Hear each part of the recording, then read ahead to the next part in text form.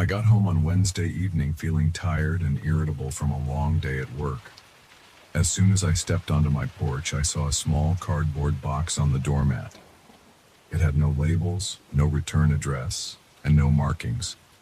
It looked ordinary at first, but something about it felt wrong.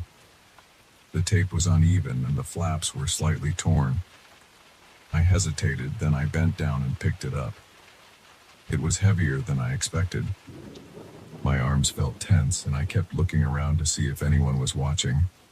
There was nobody on the street, just a couple of parked cars and dim porch lights on the neighboring houses. I locked my front door behind me and carried the box to the kitchen table. I dropped my keys on the counter and turned on the overhead light. The box sat in the center of the table, looking out of place. My home is usually quiet when I arrive. No pets, no roommates, just the hum of the refrigerator. That night felt different, though.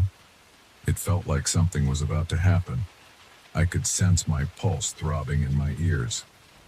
I told myself to calm down and get it over with.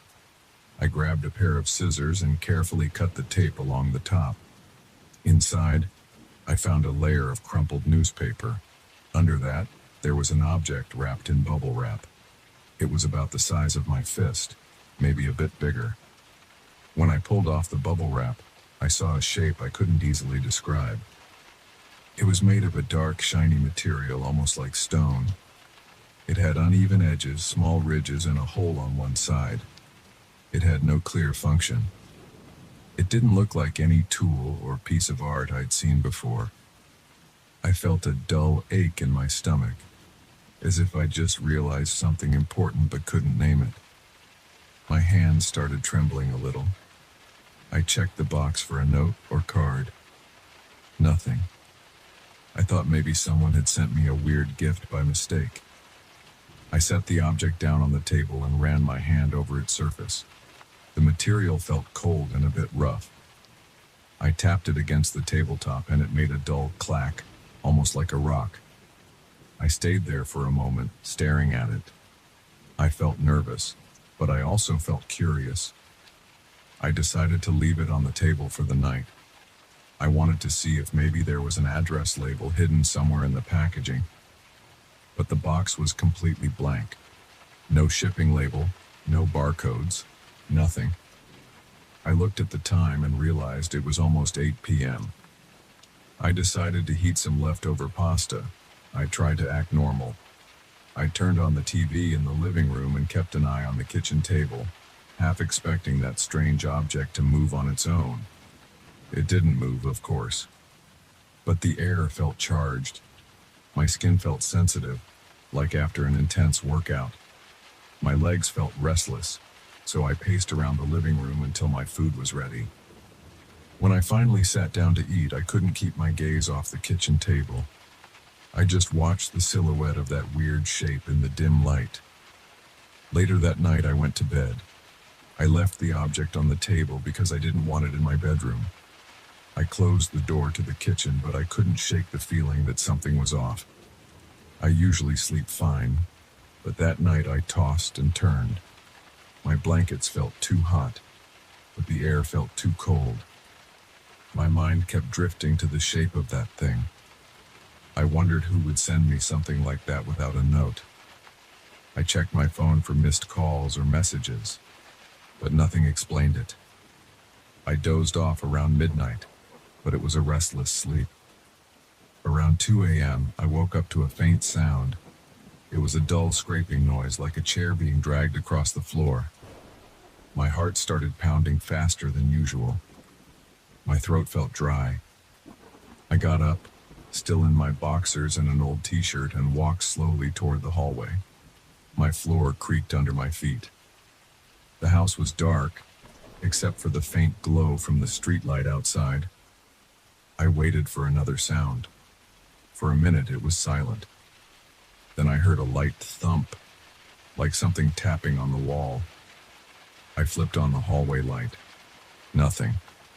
I walked into the kitchen, turning each light on as I went. The object was still on the table. It looked unchanged, sitting there like a rock. I stood still for a few seconds listening. The refrigerator hummed. The clock on the microwave ticked through the seconds. I couldn't hear anything else. My skin felt clammy, and my chest felt tight. I decided to grab a glass of water and try to get back to sleep. The rest of the night was quiet. The next morning I got ready for work as usual. I kept looking at that object on the table, debating whether to throw it away or keep it. In the end, I decided to leave it alone. I told myself I'd look into it after work. Maybe I'd search online for weird stones or artifacts. Before leaving, I took photos of it on my phone. I figured maybe I'd post them somewhere and see if anyone recognized it. I got home that evening and felt a surge of unease as soon as I turned the key in the lock. The house felt a bit colder than usual.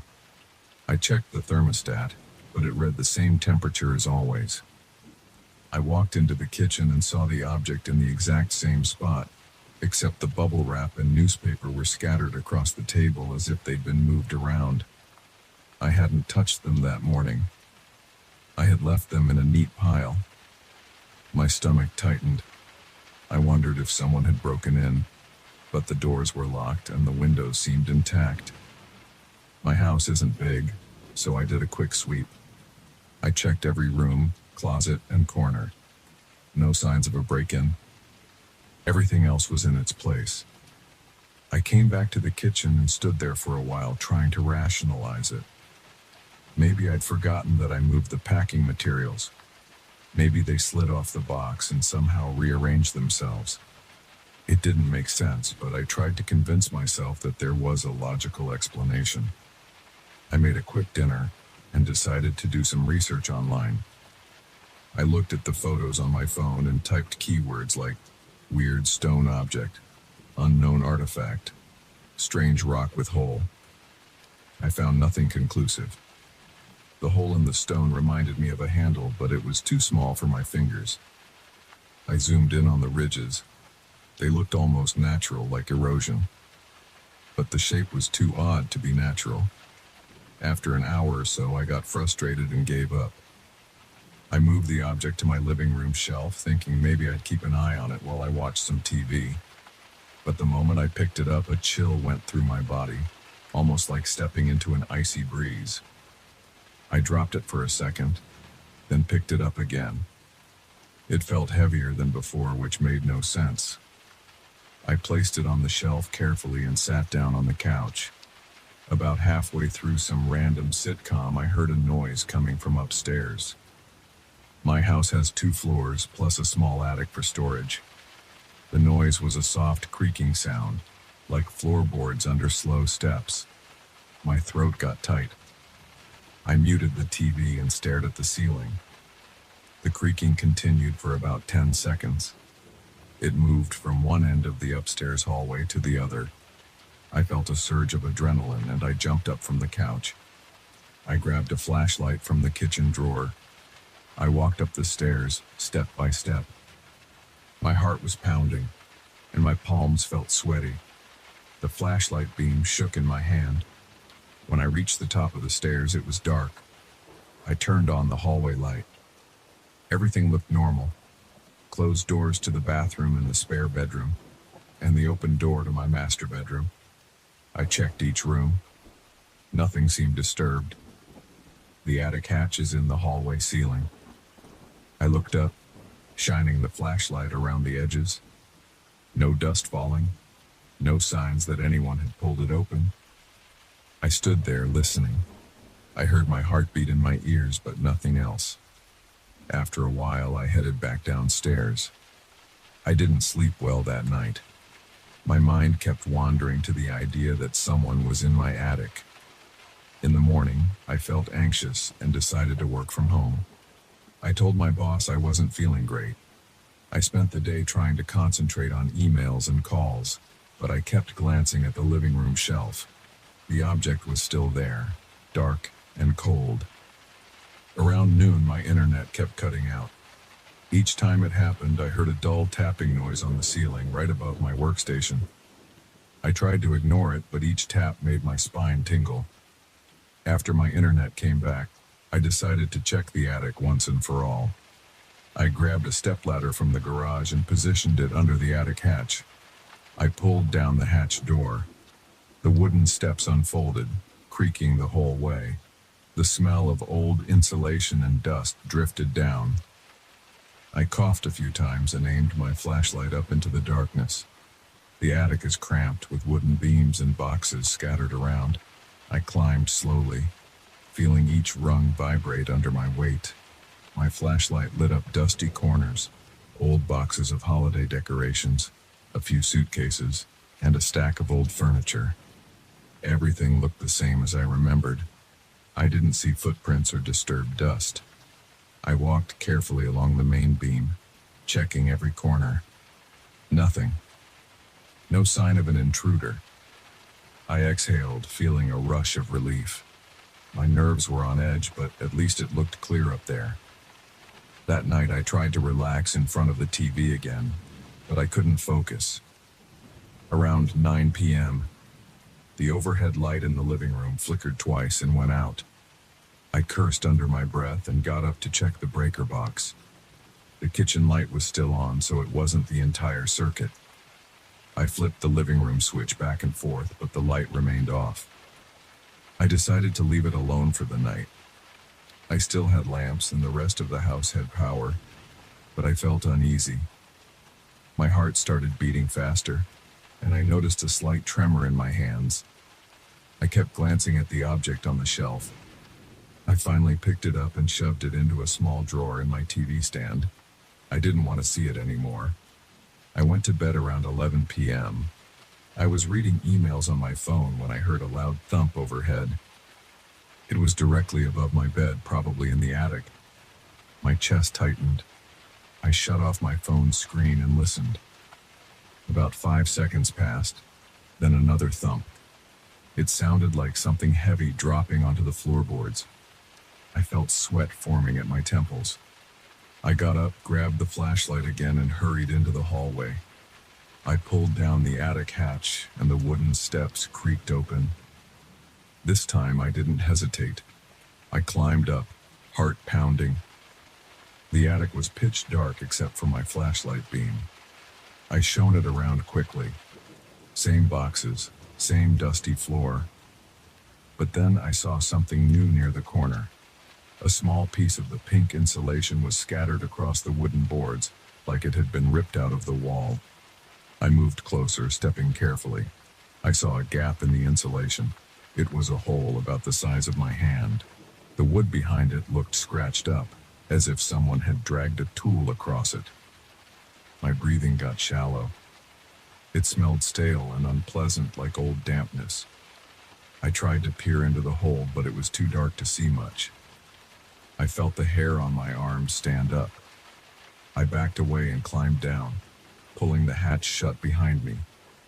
I went back to my bedroom and locked the door as if that would help. I lay in bed for hours listening for more noises. Everything stayed quiet. In the morning, I called a contractor friend. I asked if he could come by and check the attic. He said he could come next week, but not sooner. I decided to wait. I didn't want to call the cops for something so vague. There was no proof of an intruder, no signs of forced entry, just weird noises and that strange object. My nerves felt frayed. My appetite was gone, and my head felt like it was in a fog. I drank too much coffee and jumped at every little creak the house made. That afternoon, I got fed up and took the object outside. I walked to the backyard and dropped it on the ground near the fence. I left it there. I went back inside, locking the back door. For a moment, I felt lighter.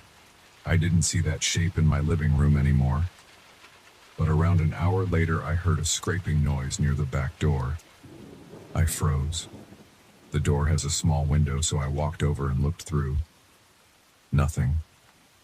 I opened the door, stepping onto the porch. The object was gone from where I'd placed it. The grass was slightly flattened where it had been, but the object wasn't there. My chest started to pound. I looked around the yard, under the porch, behind the trash bins. It was nowhere. My throat felt tight, and my hands shook. I felt a surge of panic, and my mind started racing. Could someone have taken it? Why would anyone do that?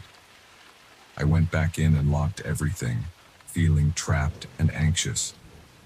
That night, I sat on the couch, watching local news with the volume low. I half expected to hear more footsteps or strange noises. Hours passed and nothing happened. I still felt jumpy, but I started to think maybe someone had played a prank on me. Maybe they followed me home that day, left the box, and then snuck into my backyard to grab the object. It was a stretch, but it calmed me down a bit. Around 1 a.m., I finally decided to go to bed. Before heading upstairs, I checked the doors one last time. Everything was locked. I walked up the steps, turned into my bedroom, and stood still. My closet door was open. I always keep it closed. My stomach cramped up. I stepped closer, heart racing, and looked inside. The closet light was off. I didn't see anyone. I reached for the switch on the wall, flicked it on. My clothes were hanging as usual, but then I noticed something on the floor of the closet. I bent down and picked it up. It was the object. The same cold, dark, ridged shape I'd tossed in the backyard. I dropped it again and stumbled backward. My breath caught in my throat, and my hands started to sweat. I felt dizzy. I didn't understand how it got there. I grabbed it, ran downstairs, and tossed it on the kitchen table. My heart was beating so hard that my chest hurt. I backed away from the table. My mind was racing. Could I have brought it back in without remembering?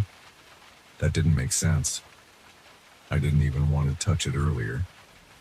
I paced in the kitchen, rubbing my forehead. I decided to wrap it back up, so I grabbed the bubble wrap from the drawer. As soon as I started covering it, I heard a creaking sound from the ceiling. I looked up.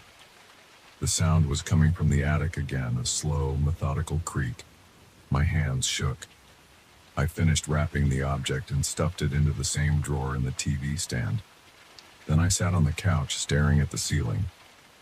The sound went on for another minute or so, then stopped. I waited, tense, feeling my pulse pound. I didn't hear anything else the rest of the night. For the next 2 days, I avoided opening that drawer. I slept on the couch because I didn't want to go upstairs. I didn't hear much from the attic those nights, just the occasional creak. I tried to ignore it. My contractor friend finally came by on Saturday. He checked the attic thoroughly, looked at the hole in the insulation, and said he didn't see any signs of pests or intruders. No footprints, no droppings, no leftover debris. He patched the hole and replaced the insulation. He told me everything seemed fine. I thanked him, trying not to sound crazy. After he left, I sat alone in the living room, staring at that drawer. I decided to grab the object and lock it in a storage locker downtown. I didn't want it in my house anymore. I found a small duffel bag in the garage, pulled the object out of the drawer, and wrapped it in an old towel. My fingers felt icy when I touched it. My breathing turned shallow. I placed it in the bag, zipped it up, and headed for the door. I heard a faint knocking sound from upstairs, like someone tapping on the attic floor. I ignored it, walked outside, and got into my car. I drove to the storage facility a few miles away. The entire drive, I felt a tightness in my chest. My eyes kept flicking to the rearview mirror, expecting to see something in the back seat. Nothing was there. At the storage facility, I rented a small unit. I placed the duffel bag inside, closed the door, locked it, and drove home. When I stepped back into my house, it felt different. The air seemed clearer. No weird noises, no sudden chills. I sat on the couch for a while, scanning the ceiling and the corners of the room. Nothing happened. That night, I slept in my own bed. I still felt on edge, but I didn't hear any thumps or scraping from the attic. For the next few days, things stayed calm. No anonymous packages, no strange occurrences, and no unexplained noises. I tried to go back to my normal routine, yet every once in a while I'd catch myself staring at the TV stand, remembering how I found that thing in my closet. I'd get a surge of anxiety, but it would pass after a minute or two. I didn't know if it was gone for good or if it would come back. But at least for now, my house seemed quiet again. I'm still not sure why someone sent me that object or how it ended up moving around my house. I don't know if there's some rational explanation for everything that happened. I just know I don't want it near me anymore. Sometimes I think about throwing it in the trash or leaving it in a random field, but it's probably safer locked away. That's where it is now, and I hope it stays there. I haven't gone back to the storage unit to check on it. I have no plans to open that locker. As long as it stays out of my house, I'll try to pretend this whole thing never happened. I don't hear noises in the attic anymore, and I haven't found anything out of place around here. I'm just going to keep living my life one day at a time and hope that object stays where I left it. If it doesn't, I'm not sure what I'll do next. But for now, I'm trying not to think about it.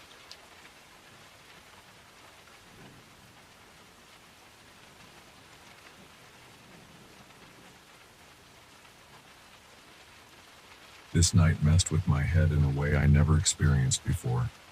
I didn't see any flashing lights or hear any unexplainable sounds at first.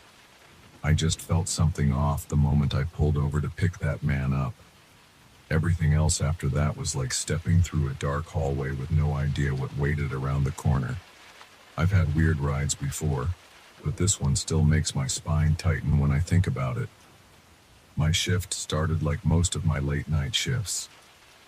I drive for a popular ride-hailing app. I've got a routine. I fill my tank around 9 at night, then I cruise the streets looking for requests. My car is a used sedan with seats that squeak a little. The interior smells like cheap car freshener, and there's a little rattle in the back when I hit a bump. That night I was around the more deserted part of town. The streets there are wider, and the streetlights are spaced out, leaving large patches of darkness between each lamp. I wasn't expecting many calls. I got a request around 1 in the morning. The address was pinned a couple of blocks away from me. I checked the name on the app. I can't even remember what it said, but it was some short name. Maybe just a single letter. I thought that was weird, but some people like to be private. I made a U-turn and headed for the pickup spot. The roads were empty except for a few cars in the distance. They had their brights on, which made it hard for me to see. My eyes were tired, and the quietness of the hour made me want to yawn. I reached the spot. It was a corner near a closed cafe. The cafe had a metal grate pulled down over the doors, and a weak streetlight flickered nearby. I glanced around to see if anyone was standing there. At first, I didn't see a soul. Then I looked in my rearview mirror and noticed a guy sitting on a low wall by the sidewalk. He looked tall, dressed in dark clothing that made him blend into the background. I signaled with my headlights, wondering if that was my passenger. He stood up slowly. He walked over and opened the back passenger door without saying a word. As he settled into the seat behind me, I looked over my shoulder. I wanted to greet him, ask if he was the one who requested the ride. His face was partially covered by the dim light, but I could make out that he had a blank expression. I asked if he was going to the address in the app. He nodded. I tried to ask a follow-up question, but he didn't respond. Instead, he just reached for the seatbelt. The click of the belt was the only sound I heard from him. I felt an uneasy feeling in my gut, but I told myself it was probably just nerves from being tired. Some people are quiet or just don't like small talk. I put the car in drive and pulled away from the curb. The route to his destination was about 10 minutes from where we were. That was enough time to sense that something was off. My shoulders felt tense, my fingers gripped the steering wheel a little tighter. I tried putting on some low music, but I realized that might not help. I kept it off so I could hear everything around me. He sat there motionless. I could see him in my rearview mirror. Sometimes he was looking out the window. Other times he seemed to be staring at the back of my seat. I tried clearing my throat and asked if the air conditioning was okay for him. He gave a slight nod, but I didn't hear a word. The closer we got to his destination, the more I felt my heartbeat pick up. Usually silence doesn't bother me this much, but this was different. The atmosphere felt heavy. My chest felt tight. The road looked darker than before, and each street light we passed made me more aware of the emptiness around us. I began checking the route on my phone every minute or so. Sometimes the app glitches, or maybe the passenger typed the wrong address, but everything seemed right. The map said we were about a minute away. His address was on a side street off a bigger road. There were no shops or restaurants there, just a row of tall buildings with gated entrances. I slowed down near the intersection, looking at the map to confirm if I should make a left or right. I glanced in the mirror again and saw him lean forward a bit. His eyes were hidden by a shadow. He suddenly spoke. His voice was low and firm. He said, "Stop here." It startled me. I almost jumped because I hadn't heard him speak before. I looked at the screen. We still had maybe 3 or 4 buildings to go, but he insisted, "Stop here." My stomach did a flip, but I did what he said. I put the car in park right next to a street lamp that flickered. There was a long stretch of sidewalk ahead, with some parked cars scattered along the curb. No one else was around. The windows of the buildings were dark. He didn't say goodbye. He just unbuckled his seatbelt. The sound of the belt retracting felt loud in that moment. Then he opened the door and stepped out slowly. I watched him in the rearview mirror. He stood there next to the car for a couple of seconds, then shut the door. I thought maybe he was going to walk away. Instead, he paused there. He stood in place while I waited for him to move. My hand was on the gear shift, ready to drive off once he stepped away. My eyes flicked to the meter on the app. The ride had ended, so I was basically free to go. But I felt like I needed to make sure he was okay. Something about how he just stood there made me uneasy. My pulse was steady, but it felt louder in my ears. I could see the back of his head. His shoulders were slightly hunched forward. Then he turned his head, and it looked like he glanced at me through the window, but I couldn't be sure because the street light was so dim. After a few more seconds, I checked my phone to see if I had another ride request. I glanced up again, and he was gone.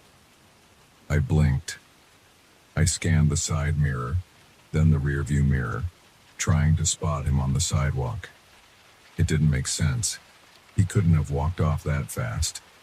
We were on a long stretch of road with no alleys nearby. The gates to the buildings were locked, and there weren't any open entrances. It was like he'd vanished. My heart pounded so hard I felt my shirt moving with each beat. I kept telling myself that maybe he ducked behind one of the parked cars or stepped into a dark doorway. But I rolled down my window and listened for footsteps. I heard nothing. I stepped out of my car. The street was still. The sidewalk was empty in both directions. The only sounds came from a distant hum of a generator, or maybe an air conditioning unit. I walked a few yards toward the parked cars, looking between them. I saw nothing but damp pavement and some scattered trash. My breath felt shallow. My mind was racing, trying to figure out where he could have gone. I stared up at the buildings. All the windows were dark. No curtains moved. No lights turned on. There was nowhere he could have disappeared that fast without making a noise. I got back in my car and locked the doors. I felt my hands shaking when I grabbed the wheel. I didn't drive off immediately. I kept looking around, checking my mirrors, waiting for some sign of him. Maybe he was playing a prank. Maybe he was hiding behind a corner watching me. The idea of that made my chest feel tight. I realized my mouth was dry. so I reached for my water bottle. I could barely swallow. After a minute or two, I thought maybe I should just leave. I put the car in drive and started moving. My headlights cut through the darkness ahead, but I didn't see any sign of him. I made a right at the end of the block, hoping to spot him on the adjacent street. Nothing. The sidewalk was just as empty. The buildings were all silent. I tried to keep calm, telling myself that maybe the guy was just fast, or maybe he lived in one of those units and had a key to a side entrance. But in my gut, I knew something wasn't adding up. I checked the app. There was no new message, no follow-up from the passenger. The trip was completed. That was it. I decided to pull over into a gas station a few blocks away. I needed to clear my head. The station was one of those self-service spots with bright fluorescent lights. No one was around except a bored cashier looking at his phone inside the store. I parked near the pump, but didn't get out. I just sat there, thinking about what happened. My left leg was bouncing from nerves.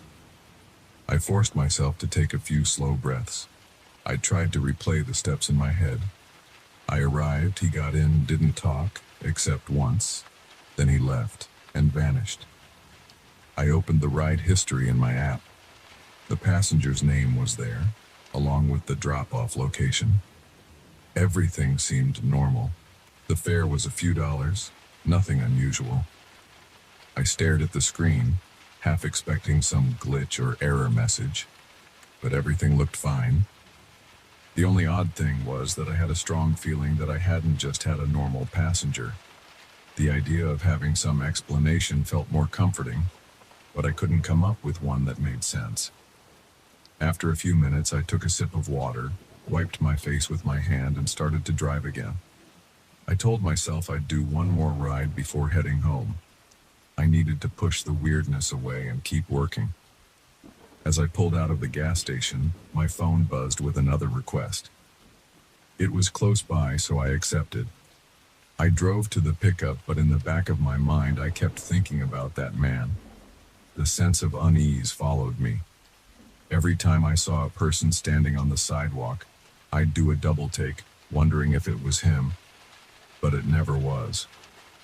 I completed that next ride without any trouble. The passenger was a chatty guy who smelled like cigarettes. He complained about the time and about something at his workplace. I nodded along, but my mind was somewhere else. My memory kept going back to the previous passenger's face, or what little I saw of it. I thought about his stillness, his silence, the short order he gave me. "Stop here." Those words kept echoing in my head. After I dropped off that second passenger, I decided I was done for the night. I drove home. My home is a small apartment with thin walls and a shaky elevator. I parked in my usual spot in the underground garage. The lights in the garage gave everything a dull yellow color. Usually I feel safe once I'm under the fluorescent lights, but that night I kept glancing over my shoulder. I got in the elevator and pressed my floor number. My reflection stared back at me in the metal doors. I could see sweat on my forehead and my eyes looked wide. I locked my apartment door behind me and immediately double-checked it. My living room was dark. I usually have a small lamp on a timer, but it must have burned out. I tossed my keys on the table and turned on the overhead light. The brightness stung my eyes. I stood there for a moment, not sure what to do. My heart was still beating faster than normal. I put my phone to charge and walked to the window. Outside, the street below was mostly empty, just a couple of parked cars and a stray cat rummaging in some trash. Everything looked normal. Everything looked boring even. But I couldn't shake the tension in my chest. I tried to sleep that night. I crawled into bed, turned off the light, and closed my eyes. But every time I started drifting, I'd jerk awake, picturing that man's face in my mind. I saw his expressionless stare. I heard the click of his seatbelt, and I remembered him standing by the car door. I kept wondering how someone could just vanish like that. The fact that I had no explanation put me on edge. I didn't sleep much. The next morning, I woke up feeling groggy. I checked my phone and saw a handful of rides completed from the previous night. The one ride that stuck out was his. I opened it and tapped the support section, half thinking I'd report something. But what would I say? That my passenger disappeared into thin air? The company would think I was out of my mind. I backed out of the screen and just stared at the ride history for a while. Then I shut off the app and tried to go about my day. I convinced myself that I needed a break. Usually I start driving in the late afternoon and go until after midnight. But that day I decided to stay home, watch something mindless on TV, and try not to think about the night before. I made some sandwiches in my tiny kitchen. I tried to act normal, but I felt this strange paranoia. Every time I heard a noise in the hallway, I'd pause and listen. My body was on alert for no reason I could logically explain. It was that same uneasy feeling I got when I was driving him.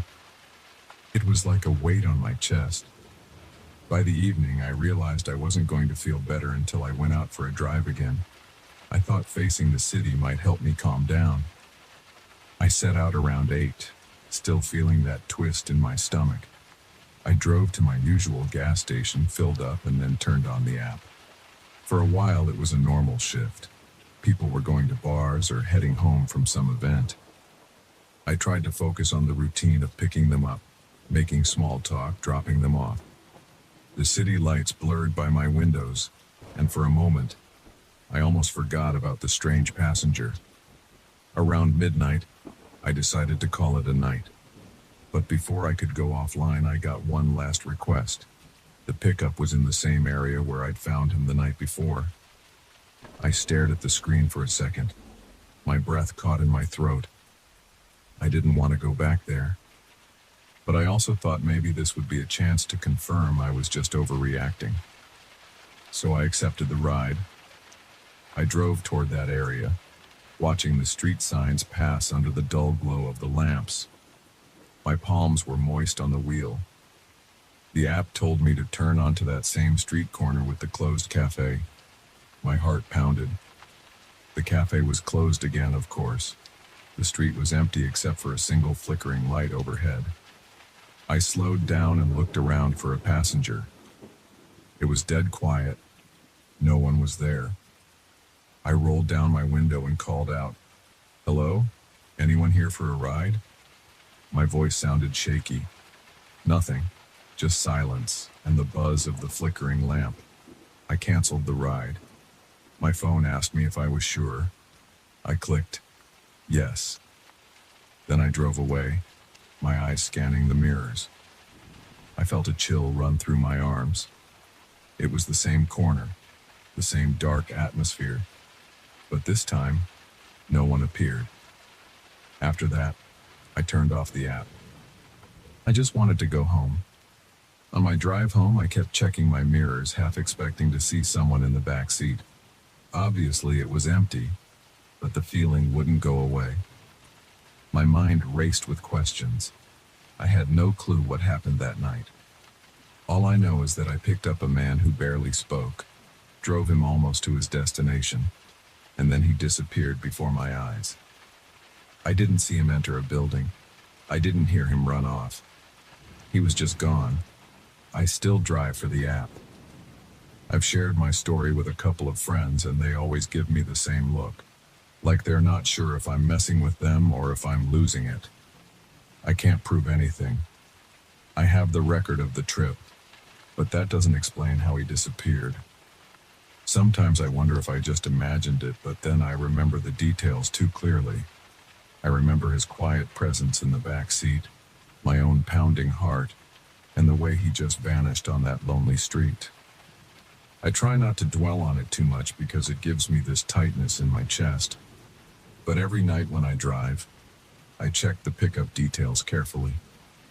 Whenever I see a single letter name or a location near that street, I feel my skin crawl. I keep telling myself it's nothing. I keep telling myself people come and go. and maybe he's just someone who knows that neighborhood like the back of his hand.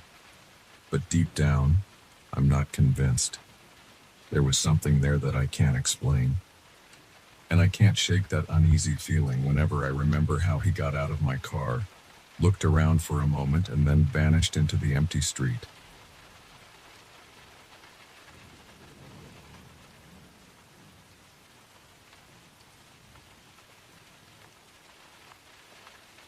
I remember the day I first walked along those abandoned tracks. I was out there to do a routine inspection, but nothing about the place felt routine to me.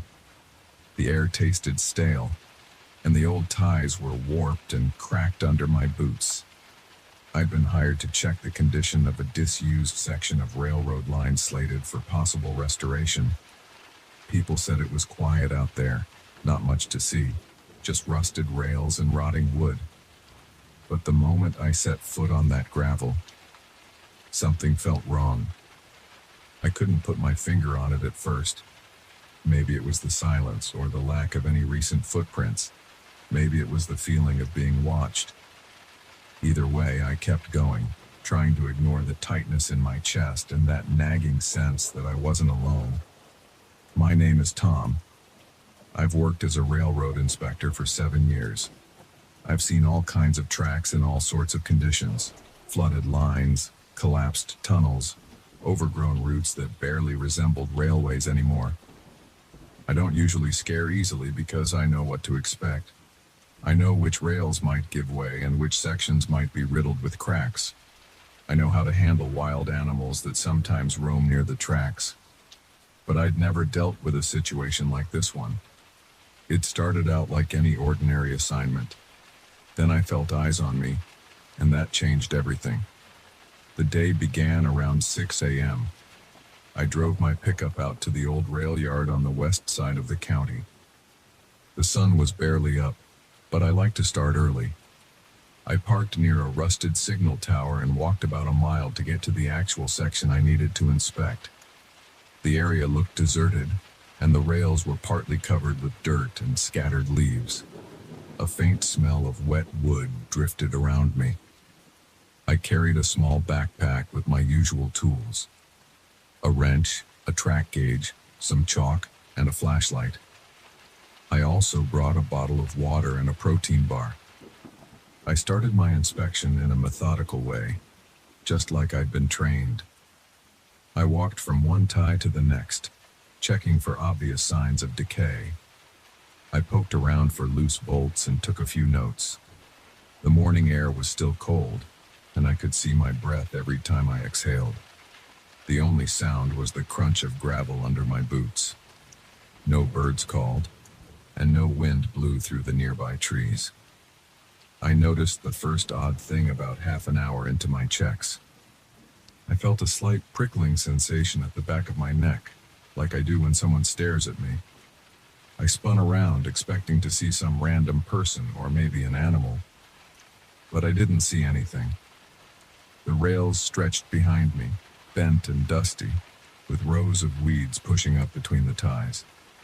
There were a few short trees, a rusty old sign that used to warn trains to slow down, and nothing else. I shrugged it off and kept working, but I felt unsettled. About 10 minutes later, I heard a soft sound behind me, like gravel shifting. I spun around again. Standing about 100 yards away was a man. He was tall and slim, dressed in a dark jacket and jeans. He had a scruffy beard, and his hair looked unkempt. He wasn't moving. He was just standing there looking in my direction. At least, I think he was looking at me.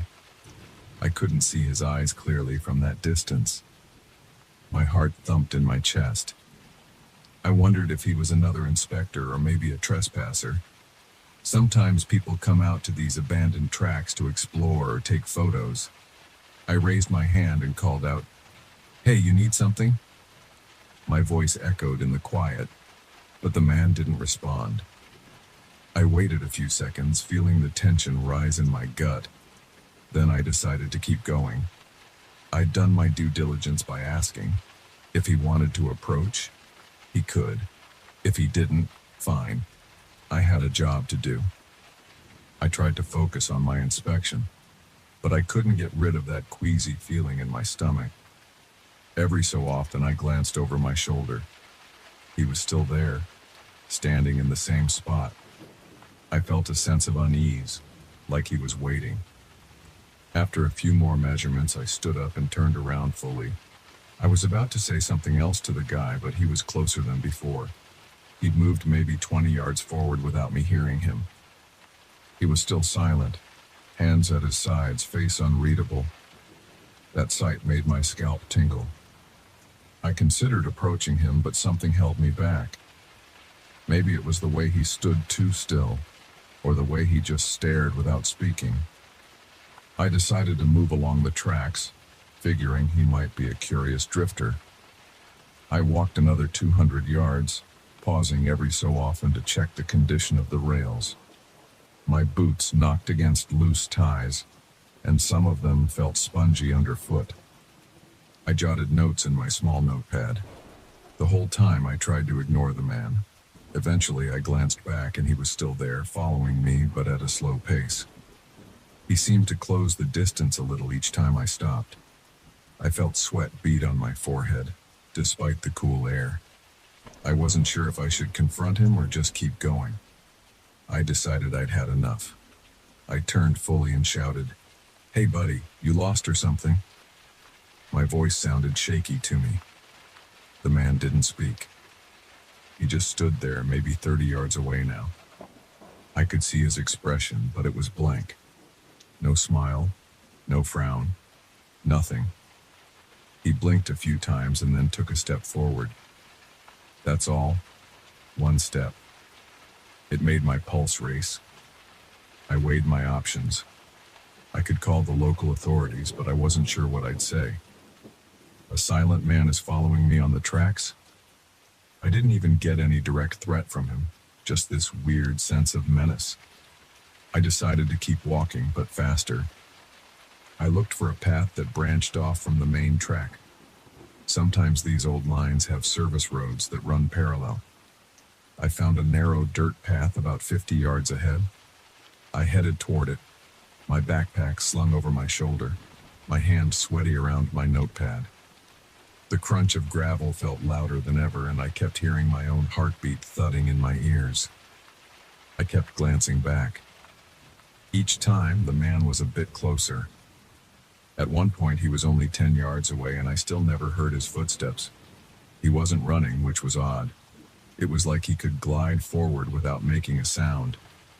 Every time I looked behind me, he was there, closer than the last time, always watching me. My head felt light, and I realized I was breathing too fast. I tried to calm myself. I'm not usually a jumpy guy, but something about this made my skin crawl. I broke into a brisk walk, then a jog. My backpack bounced against my lower back. The path led around a gentle curve to the right. I could see some old equipment sheds in the distance, and I hoped I might be able to duck inside one to get my bearings. I risked another look behind me. The man was right at the curve. He was maybe 6 yards away now. I could see the color of his jacket more clearly. Dark blue or black, can't say for sure, but it looked worn. He still had no expression, just a blank stare and that same slow pace. My mouth went dry. I tried to speak again, but my voice caught in my throat. I wanted to yell at him to back off, but the words wouldn't come. My instincts told me to keep moving. I reached the equipment sheds and found that the doors were locked with chains. A wave of frustration hit me, but I wasn't ready to give up. I turned around, determined to confront him face to face, but he was gone. I looked along the path, back toward the main rails across the yard. Nothing. The place was empty. I even jogged a few steps back, trying to see if he was hiding behind a bush or a stack of old ties. No movement. No sound. He'd vanished. That unsettled me more than if he'd been standing right in front of me. My thoughts raced. Had he slipped away into the woods? Was I imagining things? But I knew I wasn't. I'd seen him up close. I'd heard the gravel shift under his feet, or at least I thought I had. My adrenaline was running high. I wiped sweat off my forehead and tried to catch my breath. The sheds around me looked abandoned, with rust on the corrugated metal walls. I heard a distant buzz of insects, but nothing else. No sign of the man. I didn't want to linger there, but I still had part of my job to finish. I decided to complete the inspection as quickly as possible and then head back. My mind was all over the place, but I managed to scribble a few final notes on my notepad. Rails cracked near mile marker 14. Ties rotten in multiple spots. Possible sabotage? I didn't think there was any sabotage, but I was jumpy. I took a different route back, a rough trail that led around the opposite side of the yard. I kept scanning the trees, half expecting to see that man step out at any moment. My teeth were clenched and my neck felt stiff. Every sound made me flinch, from the crunch of my own boots to the rustle of branches overhead. After about 15 minutes, I found my way to a crossing that led back to my truck. I spotted the old signal tower in the distance, the one I'd parked near. Relief washed over me at the thought of getting inside my pickup and driving away. When I got to the truck, I tossed my backpack onto the passenger seat and locked the doors right away, even before starting the engine. I took a moment to breathe, hands gripping the steering wheel, my heart still hammering. Then I started the truck and pulled out, heading back down the dirt road toward the main highway. On the way, I couldn't shake the feeling that I wasn't alone. I kept checking the rearview mirror, expecting to see the man's face pop up in the back seat or appear on the road behind me. But I saw no one. That night I had trouble sleeping. I replayed the incident in my mind, trying to figure out who that guy could have been. Was he just a homeless person wandering around? Was he an old track worker who'd lost his mind out there? Or was he something else entirely? My body reacted each time I pictured him, my hair standing on end. I felt silly for being so spooked, but I couldn't deny that it had rattled me. My heart would pound, and I'd break into a cold sweat just remembering how close he'd gotten. The next morning, I reported to my supervisor, Mike, and gave him my inspection notes. I almost mentioned the man, but I stopped myself. I didn't want Mike to think I was scared of some random vagrant. I also didn't have any solid evidence. The man had disappeared. There was nothing to prove he'd even been there. Maybe I had a mild hallucination, or maybe I was dehydrated. My notes were normal, nothing out of the ordinary except for the track's poor condition. A week later, Mike told me I had to go back out there. He said management needed a more detailed look at a specific stretch near the mile marker I'd noted.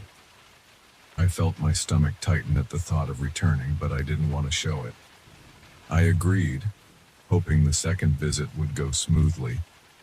I prepared by bringing more water, a radio, and a friend. Carl, another inspector who often teamed up with me on big jobs. I never told Carl about the man. I just said I wanted a second pair of eyes. We drove out together on a clear morning. The sky was bright, and the sun felt warm. It was a better day than my last visit, at least on the surface. When we reached the same abandoned line, I forced a casual tone.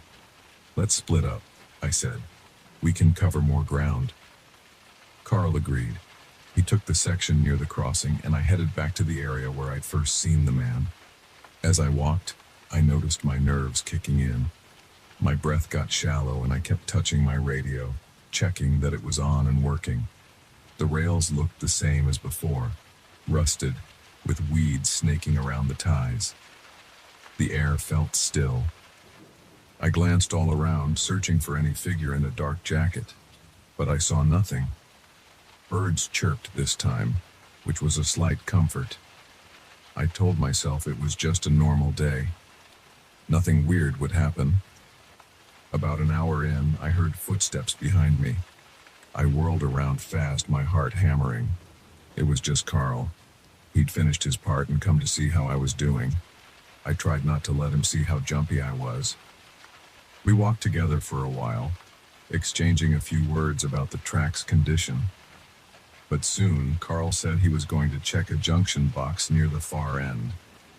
I watched him walk away, feeling alone again. I continued my inspection, scanning the rails and measuring gauge where needed. Then I felt that prickling sensation on my neck again. I froze. My ears rang with silence, except for my pulse thudding. Slowly, I turned around. The man was there, off in the distance, standing near a broken rail switch. He looked exactly the same. Dark jacket, jeans, beard, expressionless face. My stomach lurched. I swallowed hard, trying not to panic. I glanced around, hoping Carl was still nearby, but I didn't see him. The man took a step toward me, silent as ever. I fiddled with my radio, pressing the button. "Carl, you there?" My voice shook. I heard static, but no immediate answer. The man took another step. I called out, "Carl, can you hear me?" More static. My hand felt slippery against the radio. I tried to calm my breathing. Then the man took 2 more steps. He was about 30 yards away. I shouted, "Hey, hold on a minute." He didn't stop. I weighed my options. I could run, but I knew he could close the distance somehow. I didn't want to lead him to Carl. So I stood there, my legs shaky, waiting for him to get closer. He moved with that same quiet stride, eyes locked on me. 20 yards now. My throat felt dry. I could see the dirt on his jacket, like he'd been sleeping on the ground. His face had a few days of stubble. His eyes looked strangely empty. No visible emotion. I tried to speak, but all I managed was a weak, "Who are you?" He kept coming, now 15 yards away. I started walking backward, my boots crunching on the gravel. My heart felt like it was going to explode. I flicked on my flashlight even though it was daytime, just to have something in my hand. I aimed the beam at him, hoping it would do something. It didn't. He stepped closer, now maybe 10 yards away. I could see the slight twitch of his fingers. I could hear my own panting breaths. Then he stopped. He stared at me for a moment. My radio crackled to life. Carl's voice. "Tom, you called me? I'm at the junction box. Everything okay?" I tried to respond, but the words caught in my throat. The man was 5 yards away. I could see a faint scar on his cheek. He raised one hand slowly, as if reaching out. Then my radio crackled again. "Tom, answer me." I found my voice shouting, "Carl, get over here." At that sound, the man's hand dropped to his side. He stepped back, almost like he was startled by the noise. My radio hissed. "Where are you?" Carl asked. I forced myself to speak calmly. "I'm near the broken switch, about half a mile from the yard. I need you here now." The man stared at me for another second. Then, just like before, he turned to the side and walked around the curve of the tracks. He vanished behind a pile of old ties, as though he melted into the landscape. I stood there stunned, trying to catch my breath. My limbs were shaking, and my chest felt tight. I was sure Carl would show up any second, but it took him a few minutes. When he finally arrived, I was alone. He found me standing in the middle of the tracks, flashlight clutched in my hand, sweat pouring down my face. "What happened?" Carl asked, looking concerned. "There was a guy," I said, my voice trembling. "He was right here, following me. Then he disappeared." Carl looked around, checking the surrounding area. "I don't see anyone. Maybe it was a worker from somewhere nearby." I shook my head. "No, I've seen him before, last week." He never says anything. He just stands there, getting closer. Carl frowned. "That's weird, man. Let's finish up and go." We did a quick wrap-up of our inspection, staying close together the whole time. Every rustle of leaves made my heart rate jump, but the man didn't appear again. Eventually, we walked back to the truck. I was shaky the entire drive home. Carl kept asking questions, but I didn't have real answers. I only knew what I'd seen and how it made me feel. My body had never felt so tense, and I couldn't get the image of him vanishing around that curve out of my head.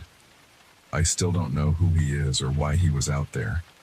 I've heard rumors from other workers that people sometimes hang around old tracks, but nobody has reported someone like him. Silent, always closer each time you look, then gone in a blink. Part of me wants to go back and figure it out, but another part of me never wants to see those abandoned rails again. Every time I close my eyes, I see his face. And every time I think about hearing footsteps behind me, I feel that same rush of panic. I haven't found any logical explanation. Maybe there isn't one. In the months since, I've asked other inspectors if they've ever run into a tall man in a dark jacket out on old rail lines. Some say no. Others shrug and say they've heard stories of strange people wandering abandoned sites. Nobody has a clear story that matches mine, though. I try to tell myself it's over, that I won't see him again. But sometimes when I'm alone on a new assignment, I find myself looking over my shoulder, half expecting to see that blank face just a few yards away. I don't know if he's real or if something in that place made me see things. But I felt his presence and I can't forget it. I'm still doing my job. I can't exactly quit over this, and I don't have a good reason to file a formal complaint. But I've asked not to be assigned to that section again. Management hasn't argued because I gave them the data they needed, and they moved on to other projects. Life goes on, but that experience sticks with me. Sometimes I wake up in the middle of the night, convinced I heard footsteps in the hallway only to find nothing there. I go out to the living room, check the doors, glance out the window at the street. No one is there, but my heart takes a while to slow down. I've tried to tell a friend about this, but he thought I was messing with him, trying to tell a ghost story. I wish I could shrug it off that easily. It wasn't a ghost story. It felt real. It still feels real. I know what I saw. I know how my body reacted. And I know the dread that swelled in my chest when that man stood just a few yards away. He was real, or at least he seemed real. If I ever see him again, I don't know if I'll have the courage to stand there. I might just run as fast as I can and not look back. For now, I keep going, checking tracks in other parts of the state. I try to focus on the present. I measure rails, test ties, and fill out forms.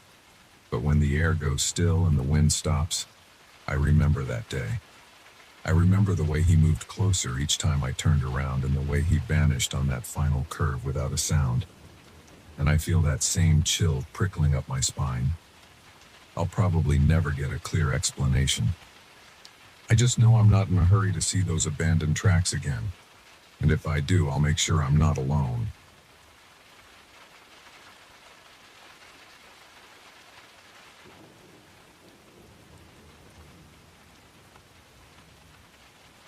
I moved into this old house about 2 months ago. It looked decent on the outside and needed some cosmetic work on the inside, but it was priced below market value. I figured I could fix it up on weekends, maybe repaint some walls, change the fixtures, and gradually turn it into a comfortable place. Everything felt normal during the first few weeks.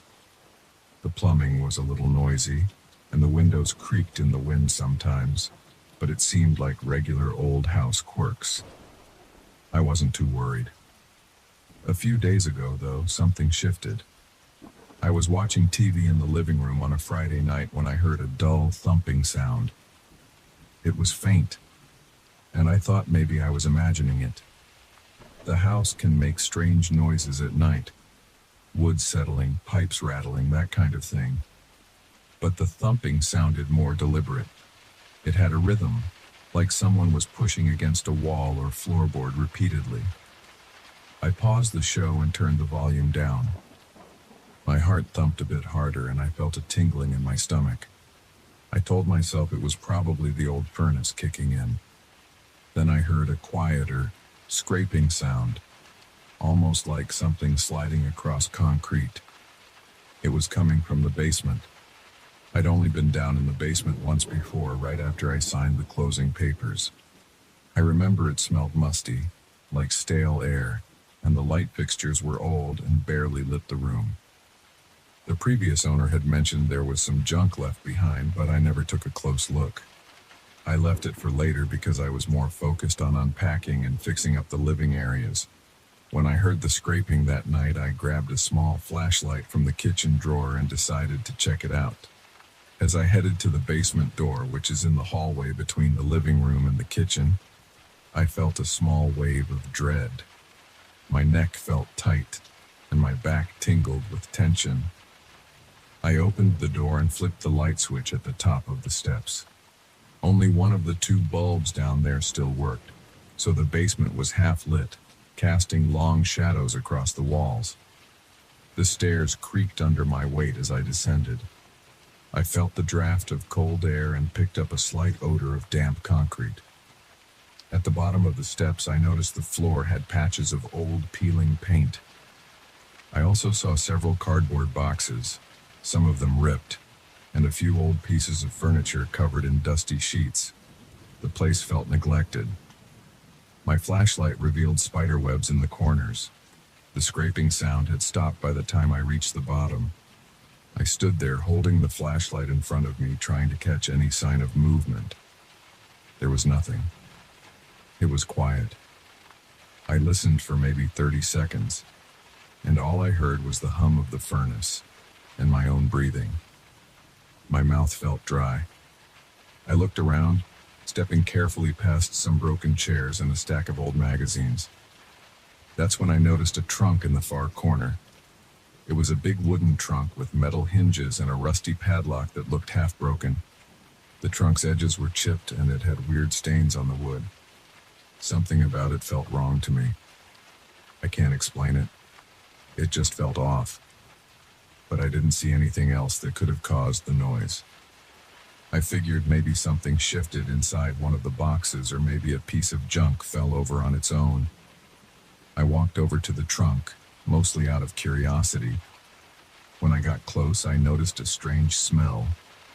It was faint but sour, like old metal mixed with mold. The padlock was hanging loosely, so I could lift the lid without even breaking it. Part of me wanted to walk away, but I was already there, so I braced myself and flipped the lid open. Inside, there were several odd items. One was a small cloth pouch. Another was a pair of old gloves that looked like they were stiff from age. I saw some pieces of dried herbs or plants. I'm not sure what they were. They were tied together with twine. There was also a broken mirror, about the size of my hand. The edges were jagged and it felt cold to the touch. Beneath those things, I found a heavy book. The cover had some kind of symbol carved into it. The pages looked yellowed, and they smelled musty. I felt a jolt of unease in my chest. This stuff looked macabre, like something used in weird rituals or something. I'm not into that kind of thing, and I definitely didn't want to know more about it at that moment. I closed the trunk. My hands felt cold, and the hair on the back of my neck prickled. I decided I didn't need to deal with that right then and there. I headed back upstairs, locked the basement door, and told myself it was just old junk. Someone's bizarre hobby, maybe. It wasn't my concern. I tried to brush it off. For the next day or two, I tried to ignore the memory of that trunk.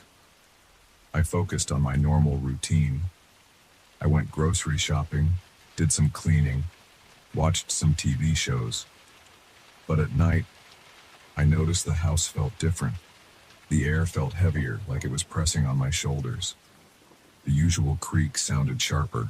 My nerves were frayed, and I couldn't relax. On Sunday evening, as I was brushing my teeth in the bathroom, I heard a quiet knock from somewhere near the hallway. It was just one knock. I froze, toothbrush in my mouth, and listened. Nothing. Then, another knock. 3 seconds later, my heart started to race. I looked out into the hallway, but it was dark. The only light was from the bathroom behind me. I turned the hall light on, but I saw nothing out of place. I reminded myself that old houses can make weird noises, but this sounded too much like someone tapping. That night, I had trouble sleeping. I kept thinking about the trunk. I wondered if I should just throw it out, or maybe see if there was anything valuable inside. But every time that thought came up, I felt a tightness in my stomach. I felt like I should leave it alone, but ignoring it made me anxious too. I tossed and turned, and by 3 a.m., I was still awake. At some point, I swear I heard a floorboard squeak outside my bedroom door, but I was too exhausted to get up and check. Eventually, I fell asleep. The next morning, I woke up late and rushed to get to work. While brushing my hair in front of the bedroom mirror, I heard a scraping sound from the living room. It was soft but distinct. I went to check and saw nothing. The living room was in the same state I left it. Couch, coffee table, boxes of books I hadn't unpacked yet. I shrugged it off, told myself I was just on edge. I left for work, trying to forget about it. I came home that evening, and the house felt quiet. Almost too quiet. I dropped my keys on the kitchen counter and opened the fridge. As I reached for a soda, I heard a metallic clink somewhere behind me. I turned around and saw the basement door. The handle was jiggling slightly. My stomach dropped. I stepped closer. It stopped. The air felt colder in that part of the house. My heartbeat pounded in my ears, and I stood there staring at the door, waiting to see if it would move again. After a few moments, nothing happened. My rational mind told me it could be a draft or a loose latch. So I checked the latch. It seemed fine. I opened the door to see if there was any breeze, but the basement was dark and still. I shut the door again, trying to stay calm. That night, I decided to secure the basement door with a bolt from the hardware store. I installed it myself. It was simple enough. A metal slide bolt that I could lock from the kitchen side. I felt better once it was in place. I ate a frozen pizza and tried to watch a movie. I didn't hear anything for the rest of the evening. I went to bed around midnight feeling a bit more at ease. Around 2 a.m. I was yanked out of sleep by a loud clang. I shot upright in bed, heart racing, and listened. My room was dark except for the glow from a streetlight through the window. The clang came again. It sounded like metal against concrete. I realized it was coming from below, maybe the basement. My entire body tensed. I slid out of bed, threw on some sweats, and grabbed the flashlight from my nightstand. My hands were shaking. I noticed my breath was shaky too, almost panting. I walked down the hall, through the living room, and into the kitchen. The new bolt on the basement door was unlocked, even though I remembered locking it. My chest felt tight. I reached out and touched the bolt, confirming it was slid open. My mouth went dry. I tried to swallow, but my throat felt constricted. I opened the basement door slowly. The light switch was on the wall, and I flicked it, but the old bulb below popped and went out. Now the basement was pitch black. I had my flashlight, so I clicked it on and shone it down the stairs. Nothing moved. I took a step onto the first stair, and it creaked so loudly that I almost jumped. I forced myself to keep going, gripping the railing. Another clang echoed from somewhere near the far wall. I aimed the flashlight in that direction.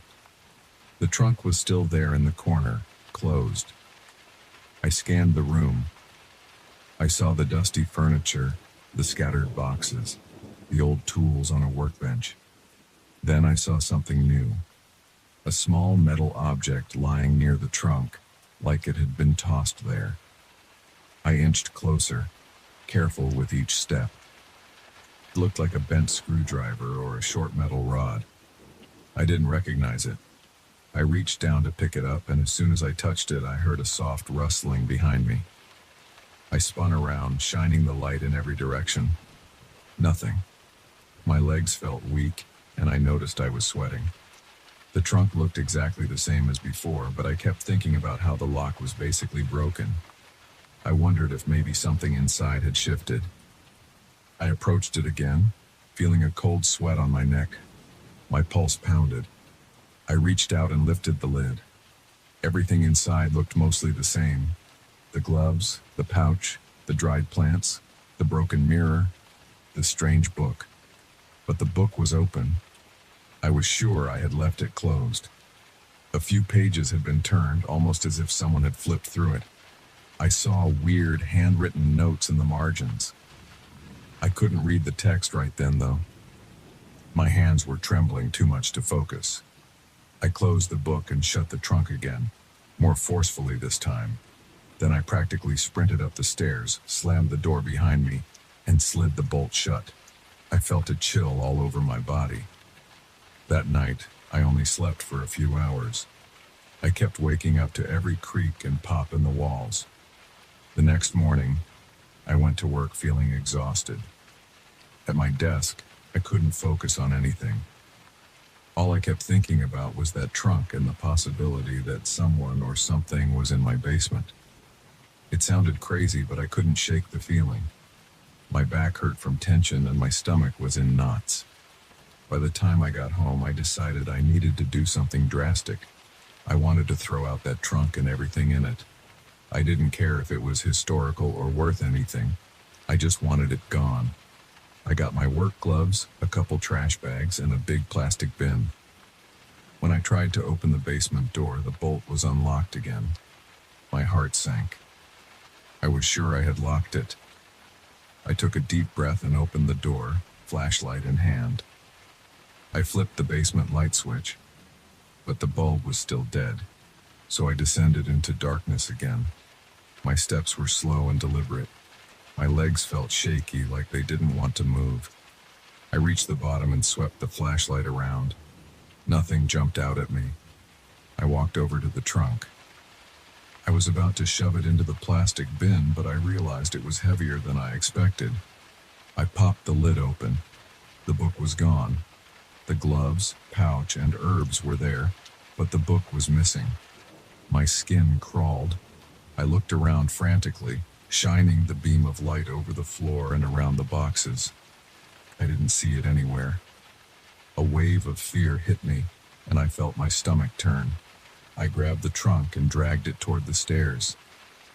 It scraped along the concrete, making a horrible screech that echoed in the basement.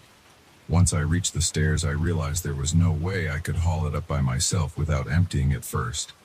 I tossed the contents into the plastic bin and left the trunk behind, deciding I'd come back for it. I carried the bin up the stairs, set it on the kitchen floor, and slammed the basement door shut again. Then I locked it, slid the bolt, and pushed a heavy chair in front of it. My hands were sweaty and my shirt stuck to my back. I took the bin outside, walked to the back of the house, and opened the lid of my trash can. I dumped everything in, let the lid slam shut, and took a step back. My heart was racing, and my mind was whirling with relief, but also with anxiety.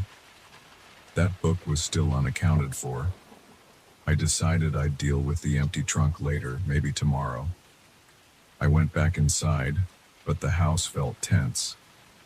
The air felt cold, and I noticed the living room lights flickered once, then went back to normal. I went around turning on every light, like that would somehow make me feel safer.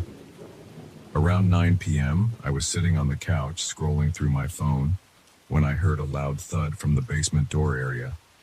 I jumped up, nearly dropping my phone. I walked over, hearing my heartbeat in my ears. The chair I'd wedged against the door had been pushed aside, and the bolt was once again unlocked. The door stood half an inch open. My first thought was that someone was inside. My hands were shaking so bad I almost dropped the phone again. I grabbed a kitchen knife from the counter and approached the door slowly. I yanked it open, flicked on the flashlight app on my phone, and shined it down the stairs. The trunk wasn't at the bottom anymore. It was moved a few feet to the left. My stomach turned to ice. I yelled out, "Who's there?" My voice sounded shaky. No answer. I started breathing fast and shallow. My palms were clammy and my pulse was racing. I backed away from the stairs, slammed the door, slid the bolt, and called the local police. I told them I thought there was an intruder in my basement. 2 officers arrived about 20 minutes later. I explained everything as calmly as I could. They went down with their flashlights, checked the basement thoroughly, and found no one. They radioed to see if there were any signs of forced entry outside or around the property. There were none. They told me they couldn't find anything suspicious besides the basement's disarray. They asked if it was possible I'd forgotten to lock the bolt. I insisted I hadn't. They looked unconvinced. They told me to call them if anything else happened. After they left, the house felt emptier than ever. I locked every door and window, checked each room twice, and finally crashed on my bed. I stayed in my clothes, too rattled to change. I stared at the ceiling for hours. Every tiny noise made me jump. Eventually, I must have drifted off because I opened my eyes to pale morning light. My neck ached, and my mouth felt dry. I sat up, rubbed my face, and forced myself to get moving. I went back to the basement that afternoon in full daylight, hoping it would feel less intimidating. I brought my flashlight, a hammer, and a crowbar, thinking maybe I'd pry the trunk apart and toss it in pieces. But when I got downstairs, the trunk was gone. The entire thing was missing. I searched every corner, moved boxes, looked behind the shelves. Nothing. My skin felt clammy and my heart pounded in my chest. I thought maybe I'd lost my mind. Could someone have stolen it? That made no sense. Why would they only take a trunk? I walked around the basement in circles for about 15 minutes, trying to see if it was hidden or if there was any other explanation. I found a set of dusty footprints that led toward the far corner, but they stopped at the wall. There was no door there, just cracked concrete. I felt dizzy. I decided I couldn't stay there any longer. I locked the basement door from the kitchen side, made sure all the other doors and windows were locked too, and just left the house. I got in my car and drove around for a while, trying to clear my head. My mind wouldn't stop racing. I kept seeing that trunk in my head, and those strange objects, and the missing book. Eventually, I parked at a coffee shop and sat there for an hour, not really tasting my drink, just feeling numb.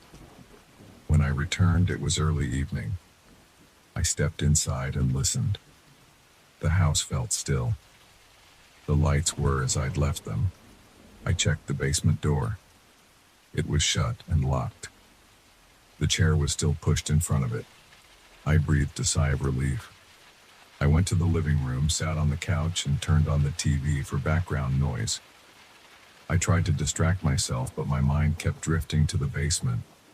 My shoulders were tense and my back ached from stress. It's been like this for a few days now. I haven't heard any more banging or scraping, but I still feel uneasy. Sometimes I think I hear faint murmurs, almost like whispering, but it might be the wind or the pipes. I've checked the trash can out back, and everything I threw out is gone, taken by the garbage truck. I still don't know what happened to that book. I still don't know who or what moved that trunk. Every night I lock every door and window. I slide the bolt on the basement door and push the chair against it.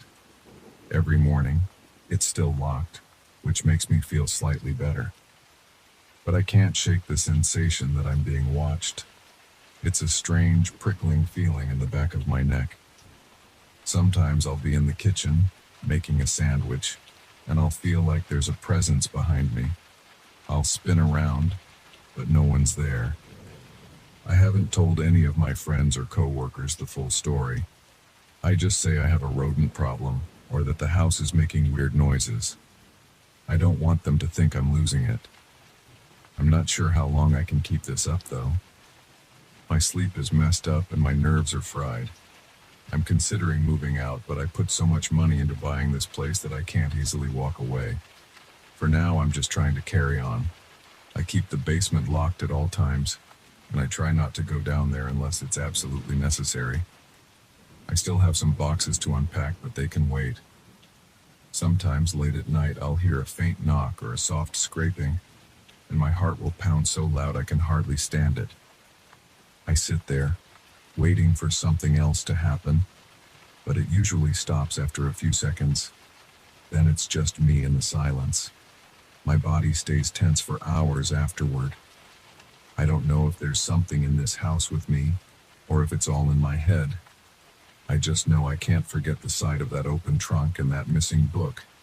And I can't forget how the lock on the basement door kept unlocking itself. It's like the house is alive in some small, unsettling way. I'm not sure if things will get worse or if they'll calm down eventually. Right now, I'm just living day by day, trying not to let the fear consume me. I keep the lights on, I double-check the locks, and I try to sleep with one ear open. It's not much of a plan, but it's the only one I've got.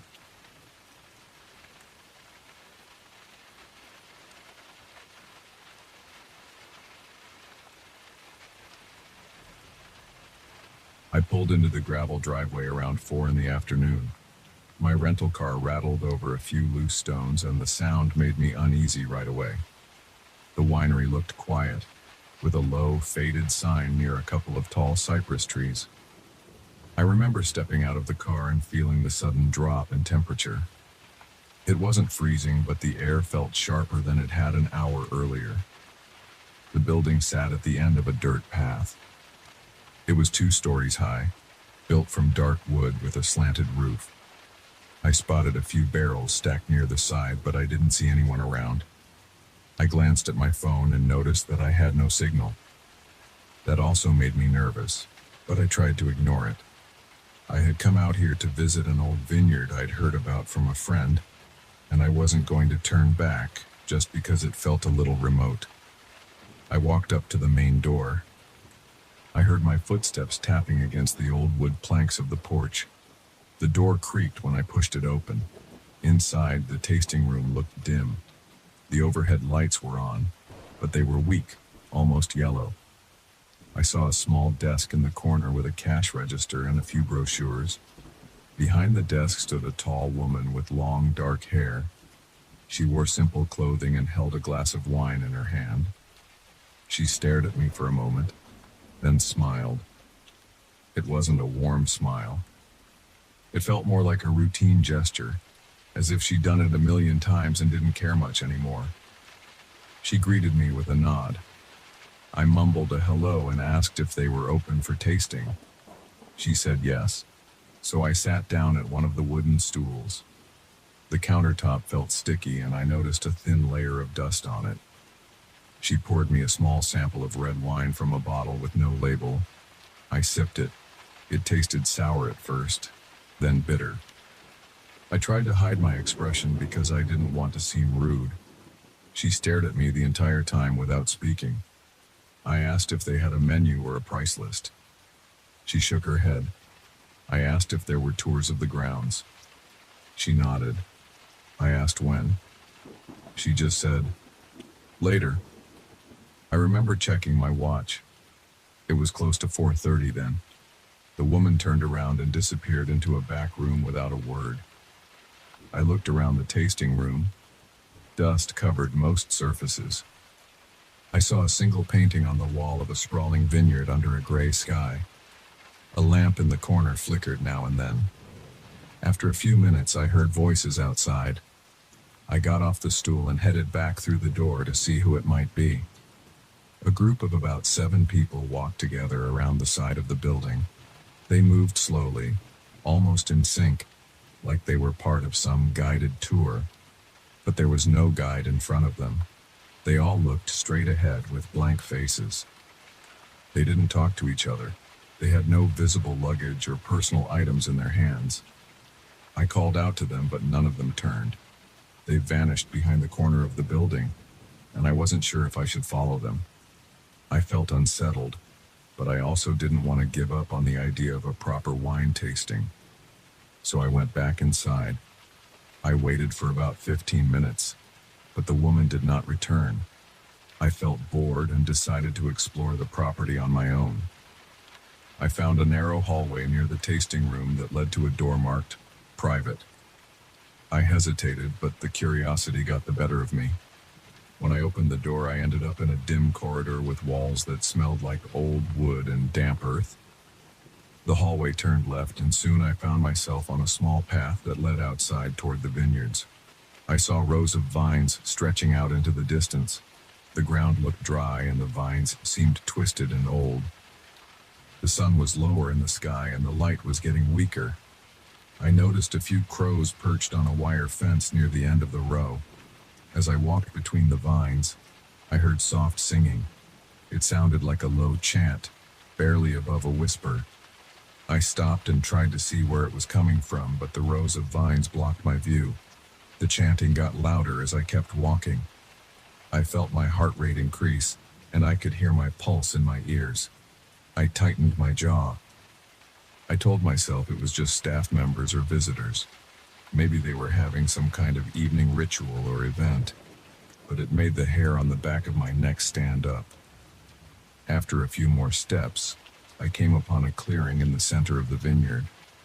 About 20 people stood in a circle around a small fire pit. They swayed back and forth. They were chanting words I couldn't understand. The language sounded rough and repetitive, with a strange rhythm. A few of them held cups, and they all wore similar dark-colored clothing. I watched them from behind a thick vine. I didn't want to interrupt, but I also had a strong urge to ask what was going on. At the same time, something about it felt private, like I was witnessing something I wasn't meant to see. I looked around for a moment, trying to see if anyone else was standing off to the side. Then I stepped forward, close enough that my feet pressed into the hard soil near the clearing. I called out, "Hello?" None of them turned. They kept chanting. Their voices rose and fell in an odd pattern. The only light came from the fire in the center, which gave off thick smoke. The smell was pungent, almost like a mix of burning herbs and old wood. My eyes watered a bit from it, so I took a few steps back. I tried again. "Excuse me, what is this?" Still no reaction. It was like I wasn't there. I moved closer, right up to the edge of their circle. I could see their faces more clearly now. Their eyes looked distant, as if they were staring straight through the flames, not blinking much. One man's lips were cracked and dry. A woman across from him looked pale and sweaty. I reached out and tapped one of them on the shoulder. I felt the rough fabric of his shirt. He didn't flinch or acknowledge me in any way. It was as if my hand passed over a statue. My stomach tightened. I felt a strong need to leave, but I also felt glued to the spot by curiosity. I stood there for a couple of minutes, just watching them. The chanting got louder, then softer, then it stopped. They all breathed in at once, then lifted their cups. They tilted their heads back and drank.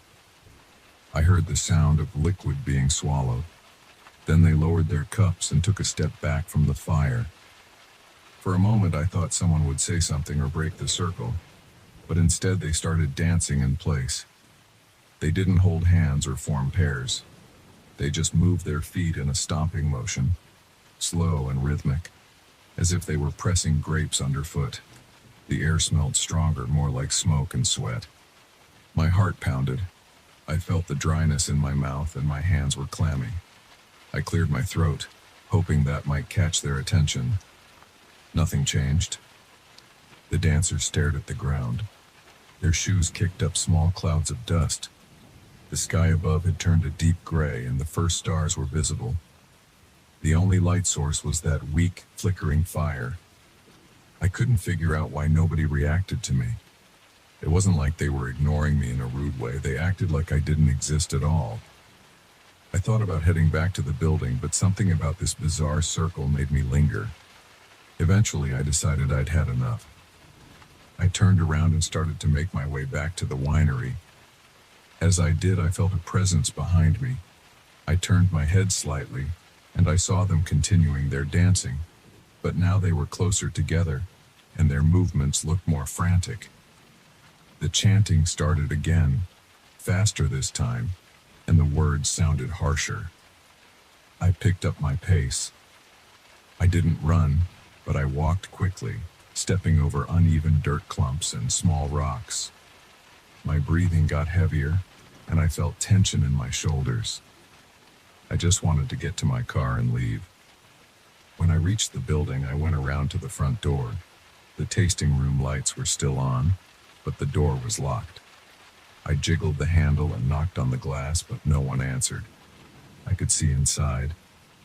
The woman who had greeted me stood by the counter, but she had her back to the door. I knocked louder and yelled, "Hey, can you open up? I want to go." She didn't move. It was like she couldn't hear me. I felt a sharp panic in my chest, and I noticed my hands were trembling. I told myself to calm down, but it didn't help much. My throat felt tight. I walked around to the side of the building, hoping to find another entrance or at least a window I could open. The place was dark on that side with no lights at all. I heard rustling from behind the building, like footsteps in the gravel. I paused and pressed my body against the wall. My heart pounded like a drum, and I could hear my breathing echo inside my head. I peeked around the corner and saw a couple of silhouettes moving toward the back of the property. They walked in that same, slow, synchronized way, like the group I'd seen before. I took a few steps backward, careful not to make noise. I kept my eyes on them until they disappeared behind a row of vines. Then I continued around the building, looking for a back door. I found it, a simple wooden door with a rusty handle. It was unlocked. I slipped inside and found myself in a dark hallway. I ran my hand along the wall until I found a light switch. It flickered on. The hallway smelled like damp earth, and the walls were made of thick stone.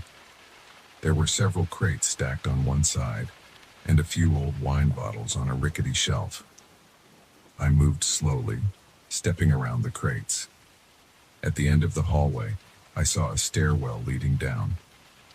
I had no interest in exploring a cellar, so I looked for another door that might lead back to the main room. I found one on the left. It was slightly ajar. I pushed it open and realized I was behind the tasting bar, in the staff area. The woman was in the front, still standing by the counter with her back to me. I could see her from behind. Her posture was stiff, and she was holding that same glass of wine. I took a deep breath and stepped forward. "Excuse me," I said in a clear voice. She didn't move. I got closer. I could smell the wine in her glass and also a hint of sweat from her. I reached out and touched her shoulder. She stayed still. I stepped around to face her, and her eyes looked at some spot above my head. She didn't blink.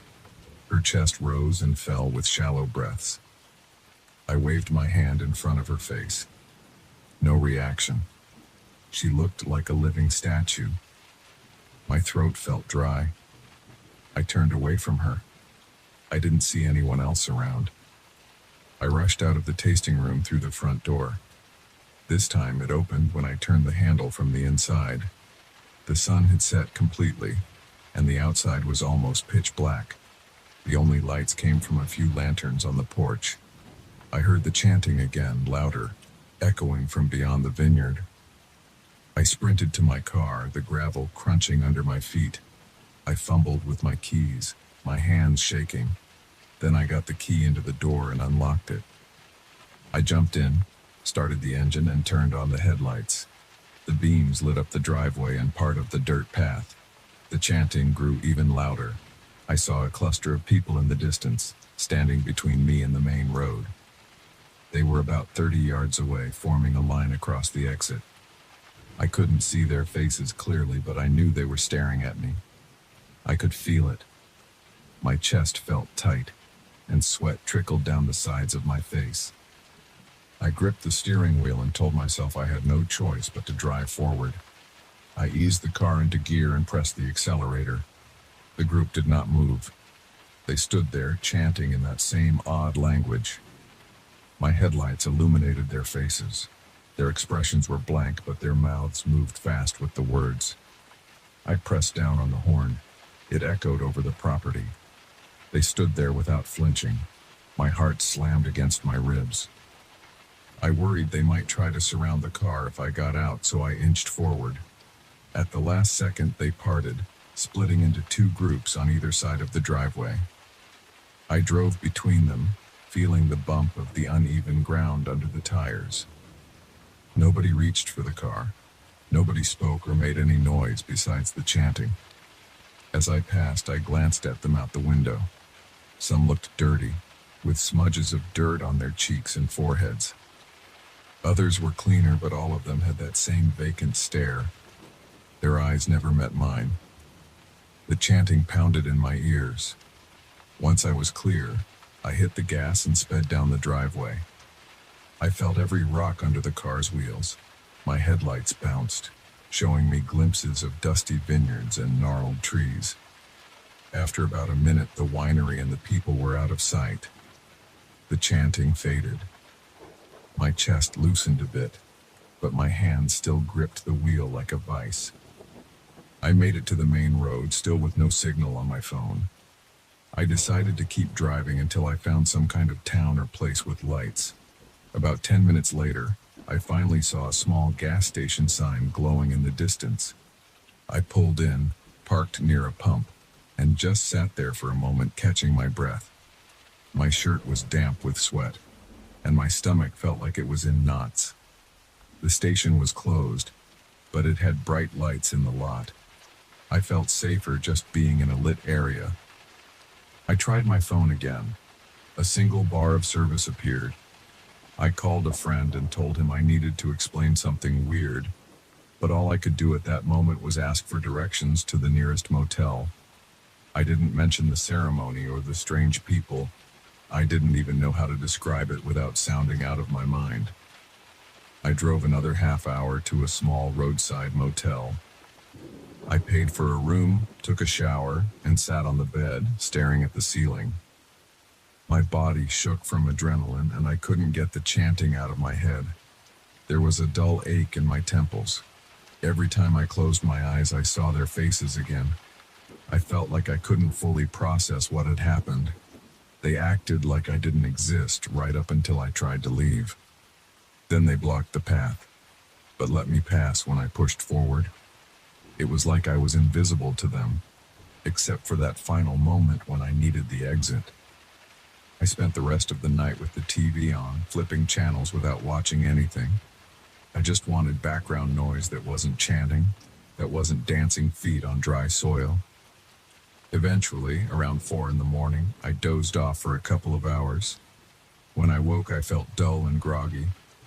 I left the motel and drove back to a nearby city. I never filed a police report or told anyone else what I experienced. It sounded too strange to explain, and there was no sign of harm. Nobody died, and I didn't see any children involved. I figured the local authorities wouldn't do much without concrete details. A part of me wondered if the people in that circle would ever come after me, but I doubted it. They seemed trapped in their own world, so fully that I was barely a nuisance. I never went back to that winery. I tried to research it online a few times, but I found almost nothing. A couple of old photos, a vague address, and some outdated reviews. I couldn't find a phone number that worked, and the website link was broken. I stopped trying after a while. Sometimes I think about that dusty tasting room, the woman who wouldn't look me in the eye, the silent group drifting around the building, and that chanting circle at night. I can still recall the smell of the burning herbs and the sour taste of that unlabeled wine. Whenever I think about it, my palms get sweaty and my heart rate goes up. I don't have any fancy explanation for what I saw. I know what happened, and I know how it made me feel. I can still see that line of people blocking the exit, chanting in unison, and then parting without a single word to me. It's the strangest thing I've ever experienced, and it still gives me chills. Even though I came out physically fine, I can't shake the sense that I brushed up against something I wasn't supposed to witness. I haven't been to a winery since, and I don't plan on going to any place that's secluded again. If I ever see a flyer for a remote wine tasting, I remember those blank faces in that eerie circle. It's enough to make me drive right past.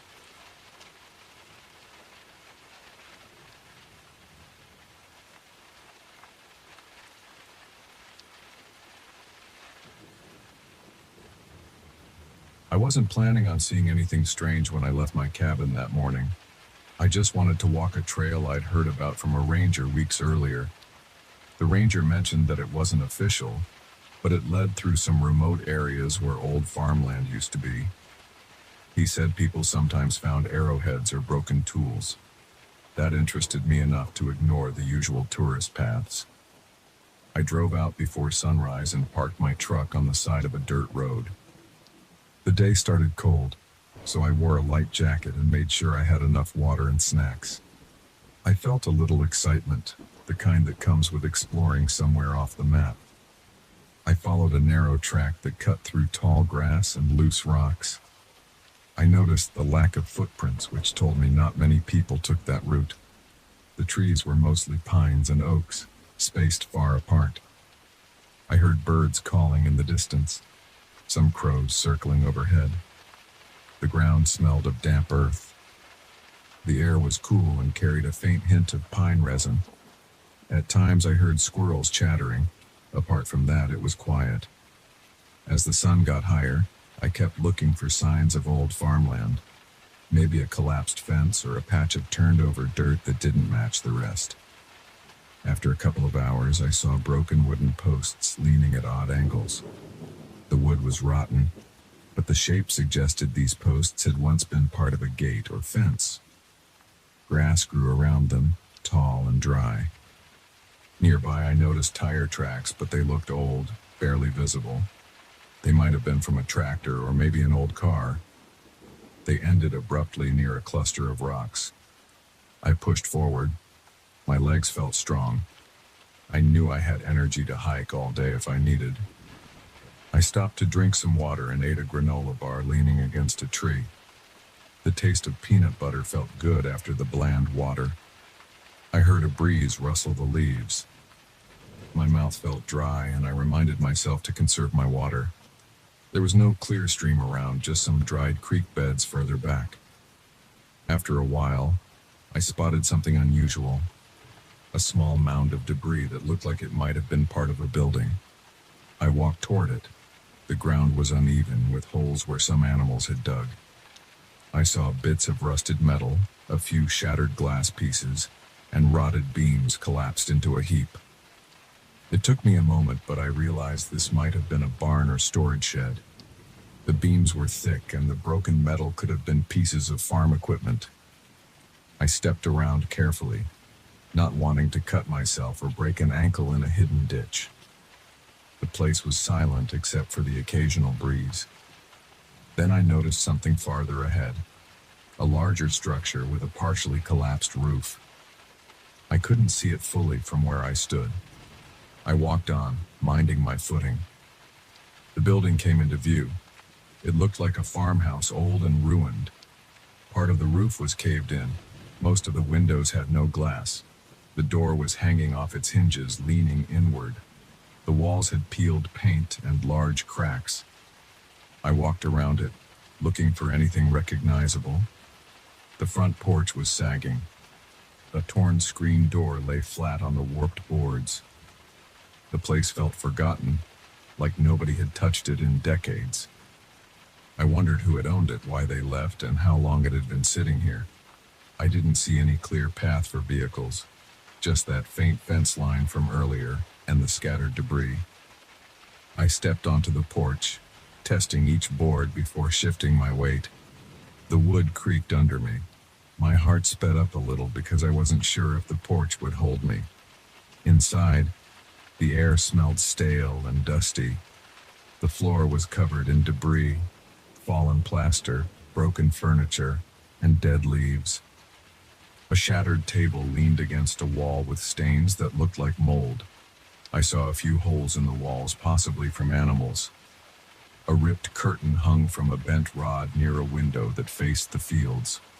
No light fixtures worked. The only illumination was the daylight seeping through holes in the roof and cracks in the walls. I took a few steps inside and felt my pulse quicken. Something about standing in that ruined house gave me a jolt of adrenaline. It wasn't fear exactly, more like unease. My ears picked up every small sound. My boots scraping against the grit, the rustle of my jacket, the slight whistle of the wind. I wanted to see if there was any sign of old photos, letters, or something that might give me a clue about the people who once lived here. But everything looked stripped and damaged. If there had been anything personal, it was long gone. I walked into what I assumed was the living room. A moldy sofa sat there, cushions torn open, stuffing spilling out. The floor felt unstable near the center of the room, so I stuck close to the walls. I glanced up and saw the rafters. Some were broken, letting beams of light shine in from the roof. Dust motes floated in the air. I coughed once, the dust feeling rough in my throat. After a few minutes of exploring, I heard a faint noise outside. It sounded like footsteps on dry grass. My neck tensed. I turned and looked out a window. At first, I didn't see anything. Then I spotted movement on the hill beyond the property. It looked like a person, maybe more than one, but they were too far away to see clearly. I felt a spike of concern, wondering if they were hikers, locals, or something else. I left the house through the front door, stepping carefully off the porch. I walked around the side of the building, hoping to get a better view of whoever I saw. When I reached the corner, I looked back toward the hills. I saw two figures standing still. They were wearing dark jackets or coats. I couldn't make out faces. They stood there, not moving, watching me. I felt the hair on the back of my neck rise. Something about their stillness got under my skin. My heart thumped harder. I lifted my hand in a small wave, trying to appear friendly. They didn't wave back. I considered calling out to them, but my throat felt tight. I waited, feeling uncertain. I decided to walk in their direction, at least to show I wasn't scared. But the moment I started moving, they turned and walked behind the ridge. It only took a few seconds for them to disappear. I felt my mouth go dry. I thought maybe they didn't want contact. Maybe they were shy or worried I might be trouble. Or maybe they were just curious. Still, it felt weird. I hadn't seen another soul all morning. This was a remote area. I considered leaving, but something inside me wanted to check that ridge. I wanted to see if they were just curious locals. I also worried they might be squatters protecting territory. My stomach knotted up at that thought.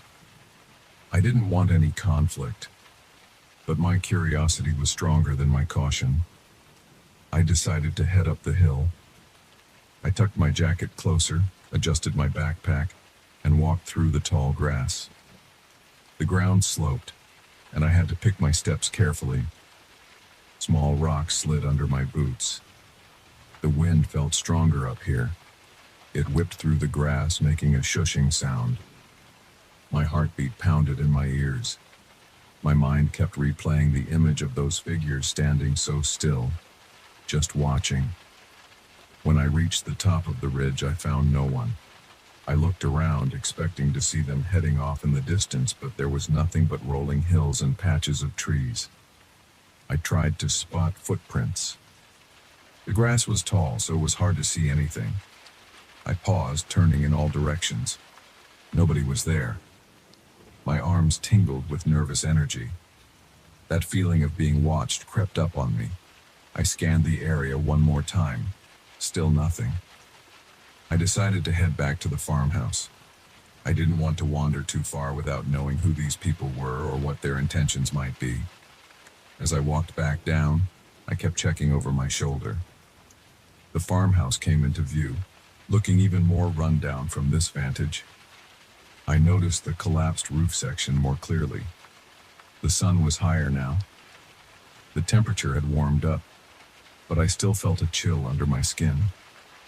Back at the farmhouse, I circled around to the backyard. There were remnants of a small vegetable garden, rows of dried-out soil, and a few broken stakes in the ground.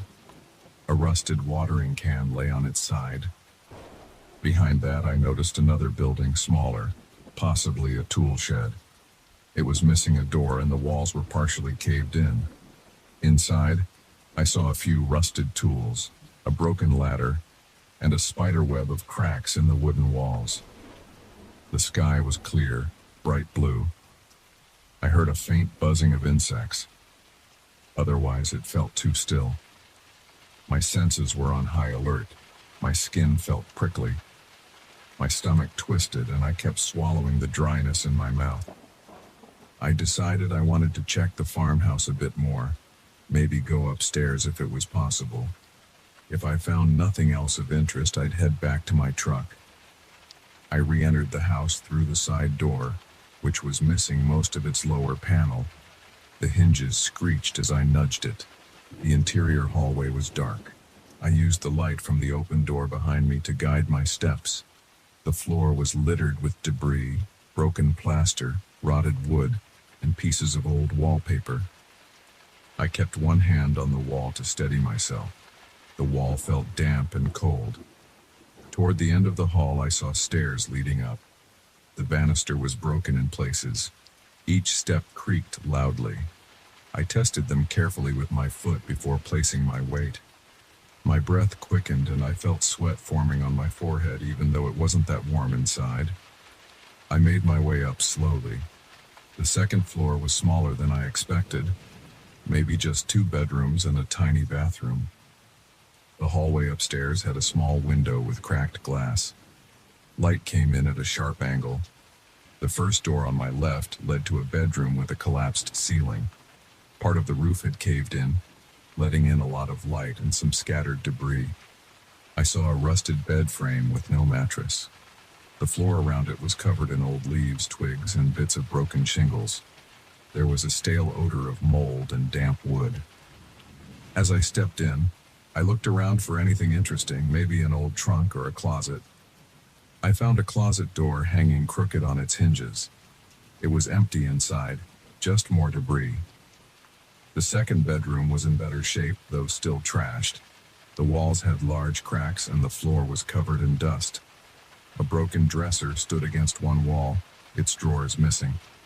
The window here overlooked the backyard. I went over to the window to see if I could spot anything. I was curious about those figures. The backyard looked the same, quiet, nothing unusual. I decided to check the bathroom. The door was jammed, but I managed to push it open. The fixtures were rusted. The tub was stained and chipped. There was no running water, of course. The smell of mildew was strong. I stepped back out, feeling a growing sense of unease. I realized I was alone in this broken house with no idea if those strangers would return. I heard a noise outside again, that same faint crunch of grass. My body tensed. I rushed to the window in the second bedroom and looked toward the hills. I caught a quick glimpse of movement, a figure darting behind a large boulder. My heart pounded. It felt like a jolt of electricity through my chest. My palms were sweaty. I wiped them on my pants, trying to calm my breathing. I weighed my options. I could leave right away, put distance between me and whatever was out there. Or I could try to confront whoever it was. I didn't like the idea of them following me if I left. I decided to step outside and call out. Sometimes direct communication is the best approach. I wasn't armed, but I had a decent pocket knife in my backpack. I didn't want to escalate anything, though. I carefully made my way downstairs, stepping over the creaky spots. I returned to the front yard. My legs felt stiff. The sun was bright, and I had to squint. I took a deep breath to steady my nerves. Then I yelled out, "Hello? Anybody out there?" My voice sounded strange in the open air. I waited, listening. Nothing, not a single reply. The only sound was the faint breeze. I walked around to the back of the house, scanning the hills. I saw no one. I moved to the side yard where some debris was piled. I checked behind a tall bush, but there was nothing except an old rusted bucket. Every step I took made me more alert. My heart felt like it was beating in my throat. The tension was building in my shoulders. The silence pressed on me. I kept glancing around, expecting to see someone pop up. After 5 or 10 minutes of searching, I gave up. Whoever it was, they didn't want to talk. I felt the weight of the situation. I didn't know these hills well, and I didn't know if these people were hostile. The smart move seemed to be leaving.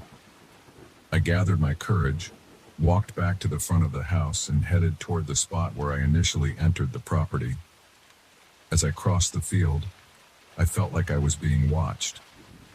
I glanced over my shoulder every few seconds. My breathing was shallow, and my mouth felt dry. The grass rustled around me, and I listened for any sign of footsteps. Nothing. Just my own movement. My nerves were on edge, and my muscles felt tense. But no one appeared. That gave me a bit of relief, though I still had that tight feeling in my gut. When I got near the gate posts, I paused for one last look at the farmhouse. That's when I saw a lone figure standing on the porch. My heart jumped. The figure looked tall, dressed in dark clothing. They stood facing me. The distance was too great for me to see their face or any details. I froze. My hands twitched at my sides. I couldn't decide if I should call out or run. I took one step forward, and the figure moved inside, disappearing into the shadows of the house. I felt a burst of cold sweat on my brow. I didn't know how many people were in there now. I decided I wasn't going back.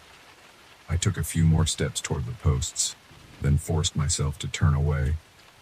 I hurried off, retracing my path along the narrow trail I came in on. As I walked, I kept checking behind me. I expected to see someone following, but there was only the open grass.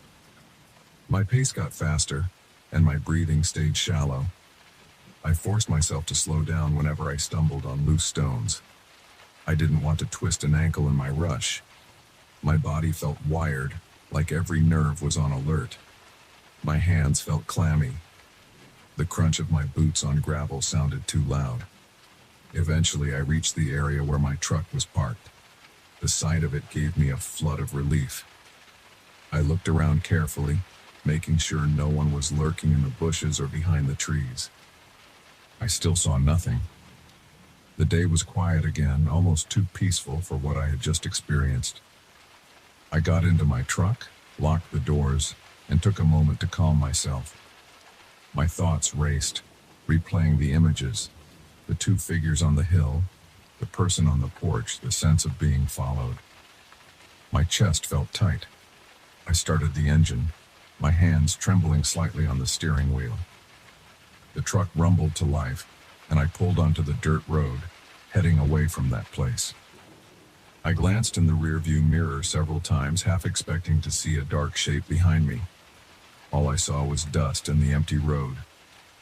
I drove for a while in silence, trying to let go of the tension in my shoulders.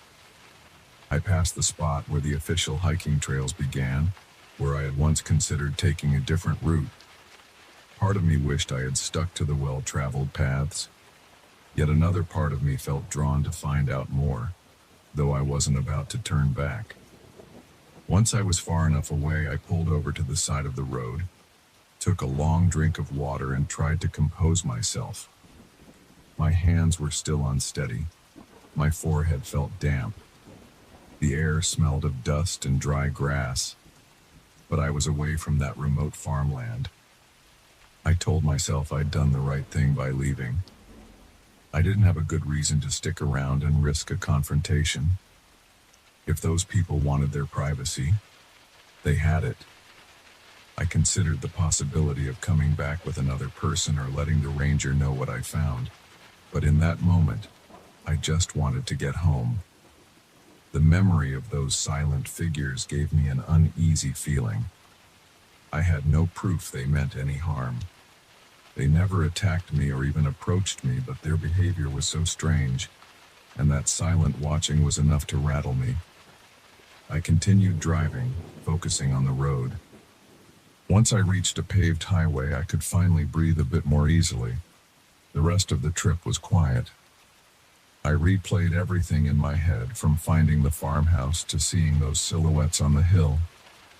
I wondered who they were and why they disappeared whenever I tried to get close. Maybe they lived around there, squatting in that old building, or maybe they were just drifters.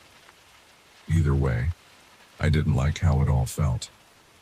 By the time I got back to my cabin, it was late afternoon. I parked my truck and sat there for a while, engine off, windows down, feeling the breeze against my face. My heart rate was almost normal.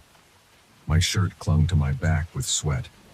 I went inside, locked the door, and let my pack drop to the floor. My body felt heavy. I splashed water on my face and stared at myself in the bathroom mirror, checking for any sign of scratches or bruises. I saw nothing except my own weary expression. That night I tried to distract myself by making a simple dinner. I grilled a small piece of chicken and ate some canned vegetables. The food tasted bland, but it settled my stomach. I tried to watch some TV, but I couldn't focus. My mind kept drifting back to that deserted farmhouse and those silent onlookers in the distance. Each time I thought about it, my heart rate ticked up. I went to bed early, but sleep didn't come easily. I lay there, eyes open, listening to the sounds of the cabin settling. My mind wouldn't let go of the day's events.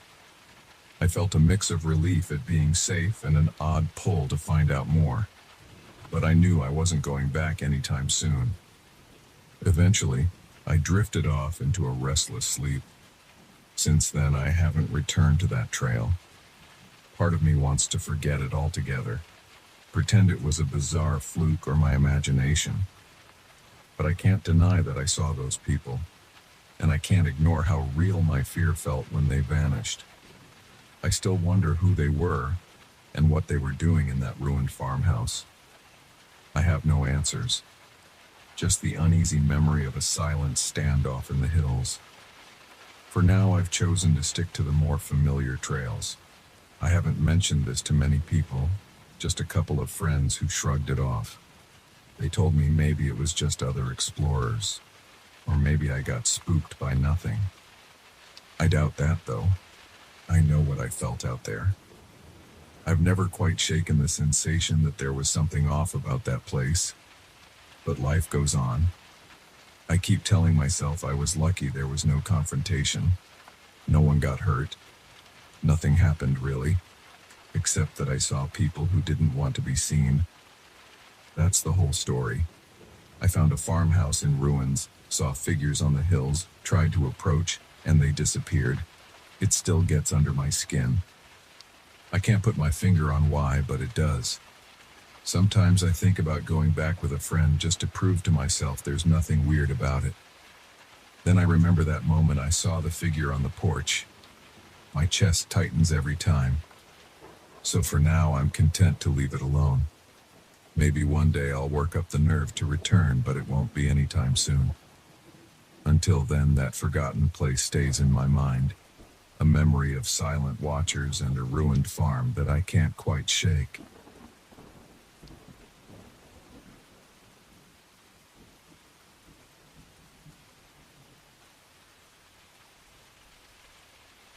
I noticed something strange the moment I set foot inside that cabin. The door squeaked in a way that felt off, like it hadn't been opened in weeks. The air inside was stale and slightly musty, and there was a faint odor that I couldn't pin down. At first I thought it might just be mold or dust. I dropped my duffel bag on the floor, tried the lights, and saw them flicker for a second before they settled into a weak glow. I had rented this cabin for a few days in a national park. I wanted quiet. My job had been stressful and I needed a break from everything. My phone, the traffic, the noise of the city. The photos of this place looked cozy enough. A small kitchen, a living area, a tiny bedroom in the back, and a porch overlooking tall pines. No internet, limited cell signal, and lots of trees. That was the plan. Right away, something about the living room felt unwelcoming. The furniture was old. The coffee table had rings from drinks left on it, and the sofa cushions were threadbare at the edges. I ran my hand over the top of the sofa and felt a slight dampness. I guessed it was from the humidity. I remember sighing and telling myself I'd just open a window to air it out. When I walked around, I noticed a small wooden desk in the corner. Its top was scratched and dusty. The desk had a single drawer with a rusty handle. I tried to open it, but it stuck. I gave it a harder pull and it slid open. That's when I saw the diary. It was an old spiral notebook, the kind you might buy in a convenience store. The cover was half torn, with a few scribbles on it. I couldn't make out the name. It looked like part of a name that had been scratched out. The edges were smudged with some kind of dirt. I was curious, but I didn't want to stand there and read it right away. I set it aside, brushed off the desk, and decided I'd deal with it later. I wanted to unpack and settle in first. The bedroom was smaller than I expected. The bed squeaked when I pressed down on the mattress. The sheets looked clean, though, which was good enough for me. There was a wooden dresser under the single window.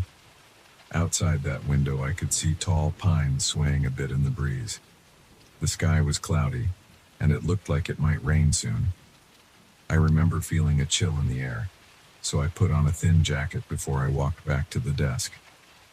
I sat down in the old chair and took a closer look at the diary. The first page had a date from a few months back.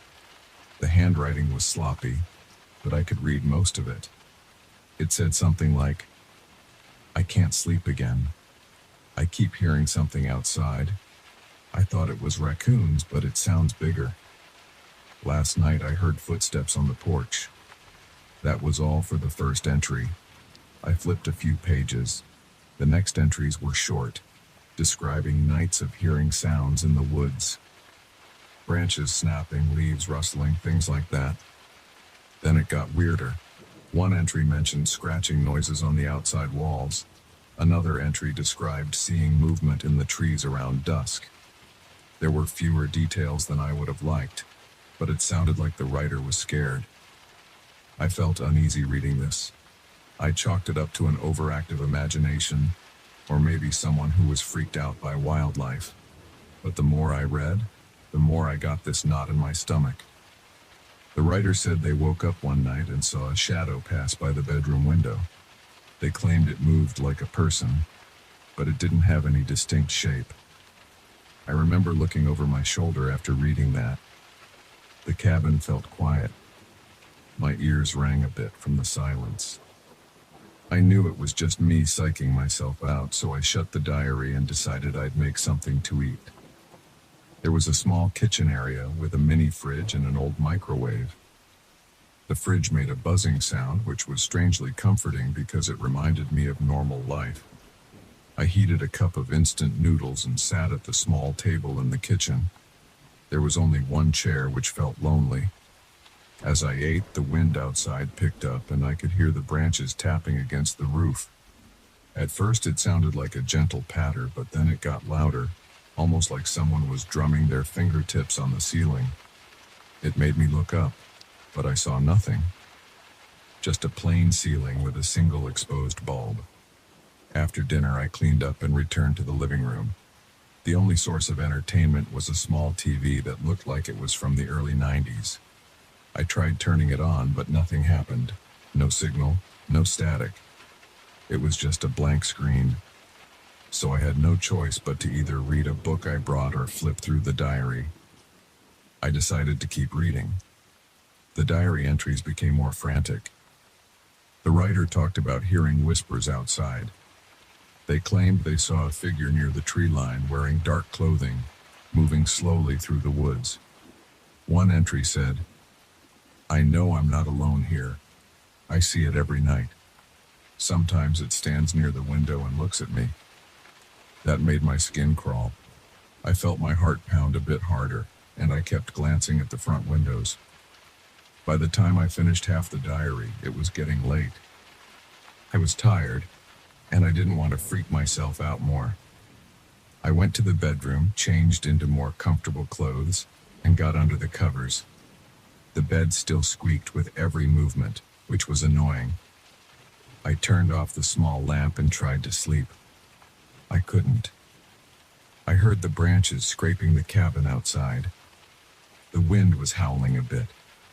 My mind raced with thoughts of the diary entries. I reminded myself that it was just a story in a notebook left behind by some nervous person. But I couldn't shake the feeling that something was off. The darkness in that bedroom felt thick, and every time I moved, the bed springs squealed. I eventually drifted off, but I woke up a few hours later. I lay there, eyes open, heart thudding. I listened. It was quiet for a few seconds, then I heard a faint creak on the wooden porch outside. It sounded exactly like someone stepping on an old board. I froze. I could feel my pulse in my temples. The wind had died down, so it wasn't the breeze. I waited, barely breathing, listening for more footsteps. Nothing. I sat up slowly, turned on the lamp, and looked around the small room. The window showed only blackness outside. I didn't see anything. My heart was beating so fast it made my chest feel tight. I decided not to check the porch. I told myself it was probably just the cabin settling, but part of me knew it sounded like footsteps. I tried to sleep again, and after a while my mind calmed down. The next morning the sun came through the window and everything seemed more normal. I felt a bit silly for getting scared. I made some coffee in the tiny kitchen, then stood on the porch to sip it. The trees looked the same as any other morning in a forest. The ground was damp from last night's rain, and the air felt cool. I breathed it in and tried to relax. I decided I'd explore the nearby trails. I grabbed a bottle of water, my phone, and locked up the cabin. As I walked along the trail, I noticed how dense the trees were. The path was well maintained, though, and I saw a few squirrels darting around. The sun was high, and the forest smelled of wet leaves and pine. It felt good to get moving and clear my head. I returned to the cabin in the late afternoon. My shoulders and legs were tired from hiking, and I felt hungry. Inside, the cabin air smelled stale again, like it never fully cleared out. I tried opening more windows. That's when I noticed the desk drawer was pulled open, and the diary was lying on top of the desk, flipped to a page in the middle. I was sure I had closed the drawer and left the diary stacked neatly with some other stuff I'd brought, but it was wide open, and the page had new wrinkles in it, as if someone had pressed down on it. My stomach churned. I walked closer and read the page it was open to. It mentioned strange marks on the windows, almost like smudges or handprints. It also said the writer heard a voice calling their name. I felt a chill crawl up my back. I glanced at the windows in the living room. They were dusty, but I didn't see any fresh marks. I checked each one. Nothing. Still, I couldn't explain why the diary was open. I stood there, my mind racing. Then I remembered I might have just left it that way. Maybe I forgot to close the drawer. I told myself I was just on edge. I spent the evening inside trying to stay calm. I read a bit, ate a sandwich, and listened to the wind pick up again. By nightfall, it got colder. I tried the cabin's heater, but it made a rattling noise that worried me, so I turned it off. The forecast said it wouldn't be too cold to sleep without it, so I put on another layer of clothing. Around 10 p.m., The lights flickered once and then stabilized. I had a flashlight next to me just in case the power went out. I sat in the living room reading more of the diary. The writer described hearing tapping on the walls late at night, like someone rapping their knuckles on the wood. The writer also mentioned faint knocking sounds on the front door. My heart jumped when I read that. It reminded me of the noise I heard on the porch the night before. I forced myself to keep reading. The next entry said the writer confronted whatever was outside. They flung the door open but saw nothing. Then they heard footsteps circling the cabin, moving quickly, and the writer locked themselves inside. I was gripping the diary so hard my knuckles were white. I felt sweat on my forehead. I decided that was enough reading for the night. I wanted to distract myself, so I started rummaging through the small cabinet in the kitchen. I found some old matches, a candle, and a half-used box of crackers. No interesting supplies for entertainment. I shut off the living room light and walked to the bedroom. As I passed the window near the front door, I thought I saw movement outside. I stopped. The porch light was on, casting a small, dim glow over the steps. For a second, I could swear I saw a shadow move past the edge of the porch. My pulse sped up and my hands felt clammy. I took a deep breath and leaned closer to the window. Nothing was there. The trees were still. The yard was dark. No sign of anything. I hurried to the bedroom and shut the door behind me, even though that door had no lock. I clicked on the small lamp and tried to keep my eyes away from the window. My mind was racing. I started to panic about what I'd do if I heard something again. The diary's words kept echoing in my head. I reminded myself that there was no mention of actual harm happening. It was more about the terror of not knowing what was out there. I got under the covers, but I couldn't sleep.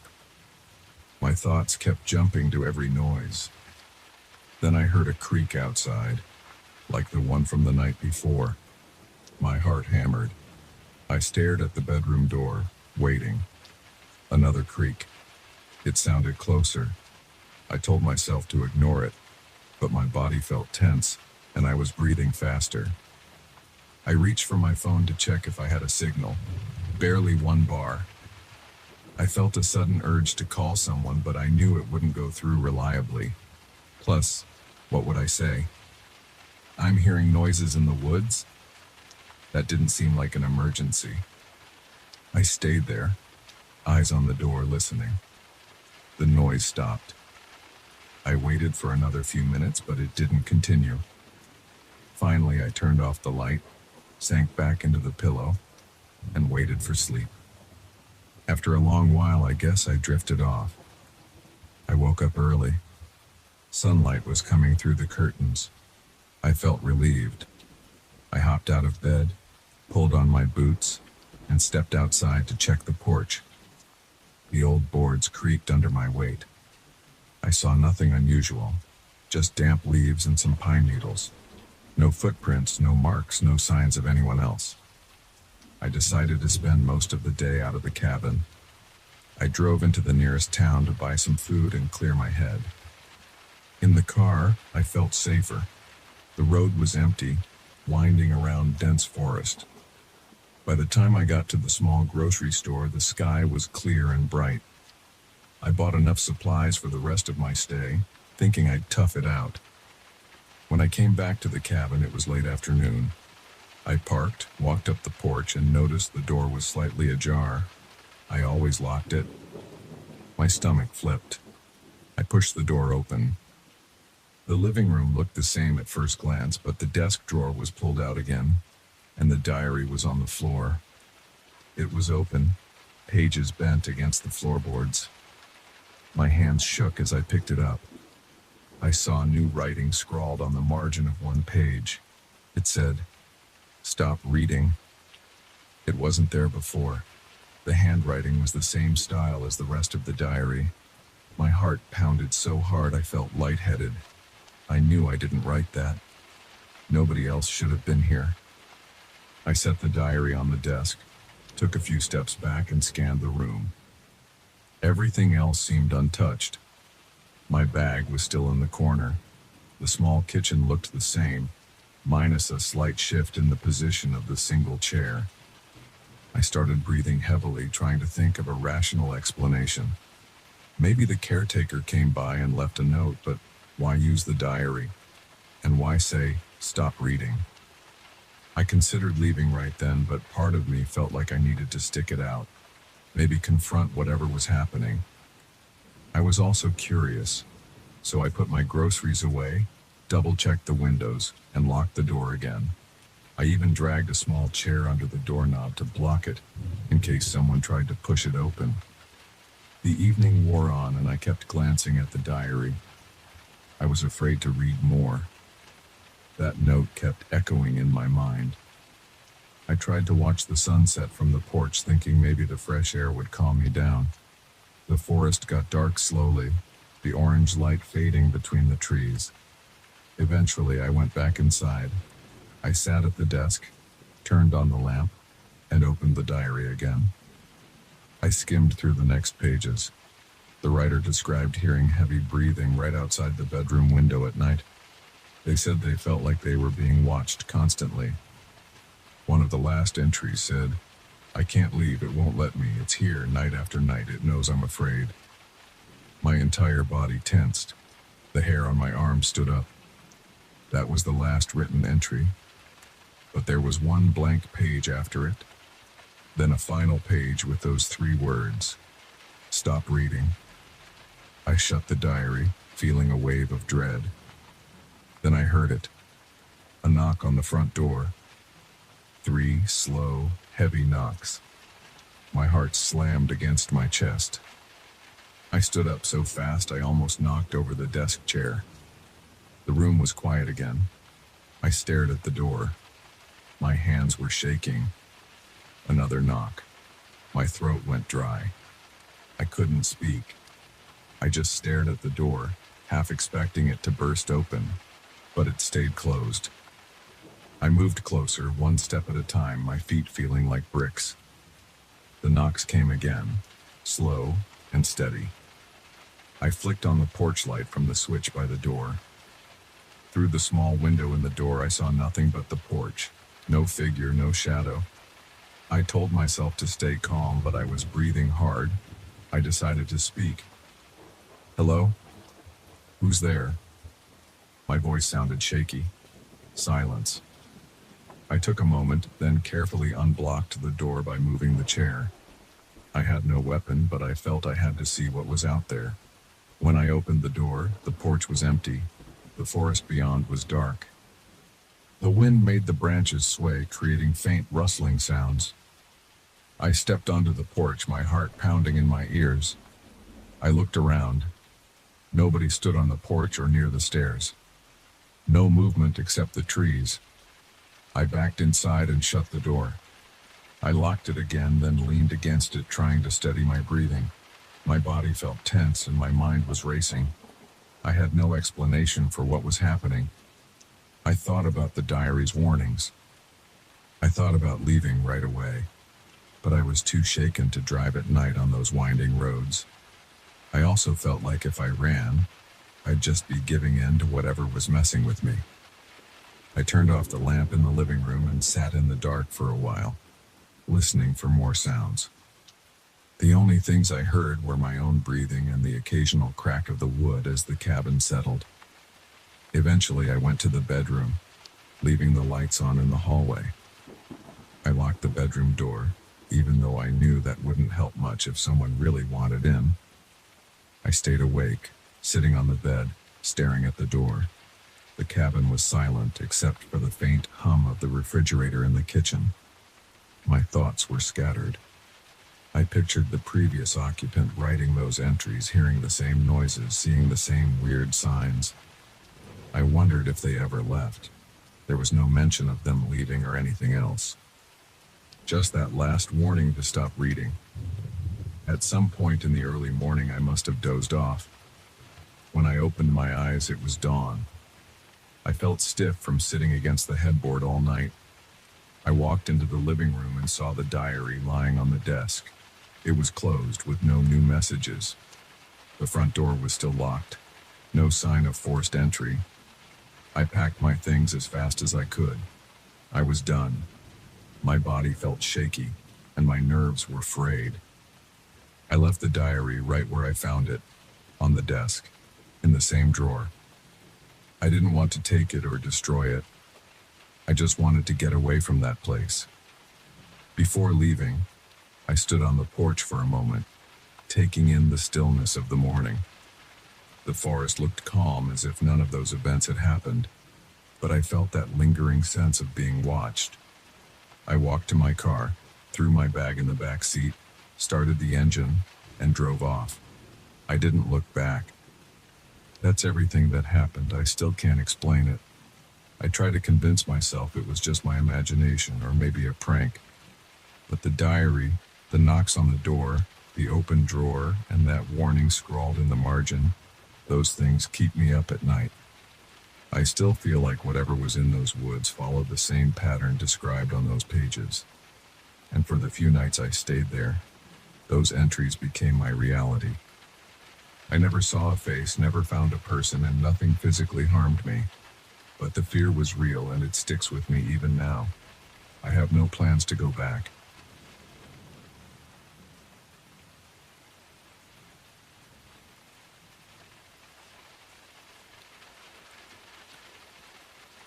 I froze the instant I saw the first masked figure.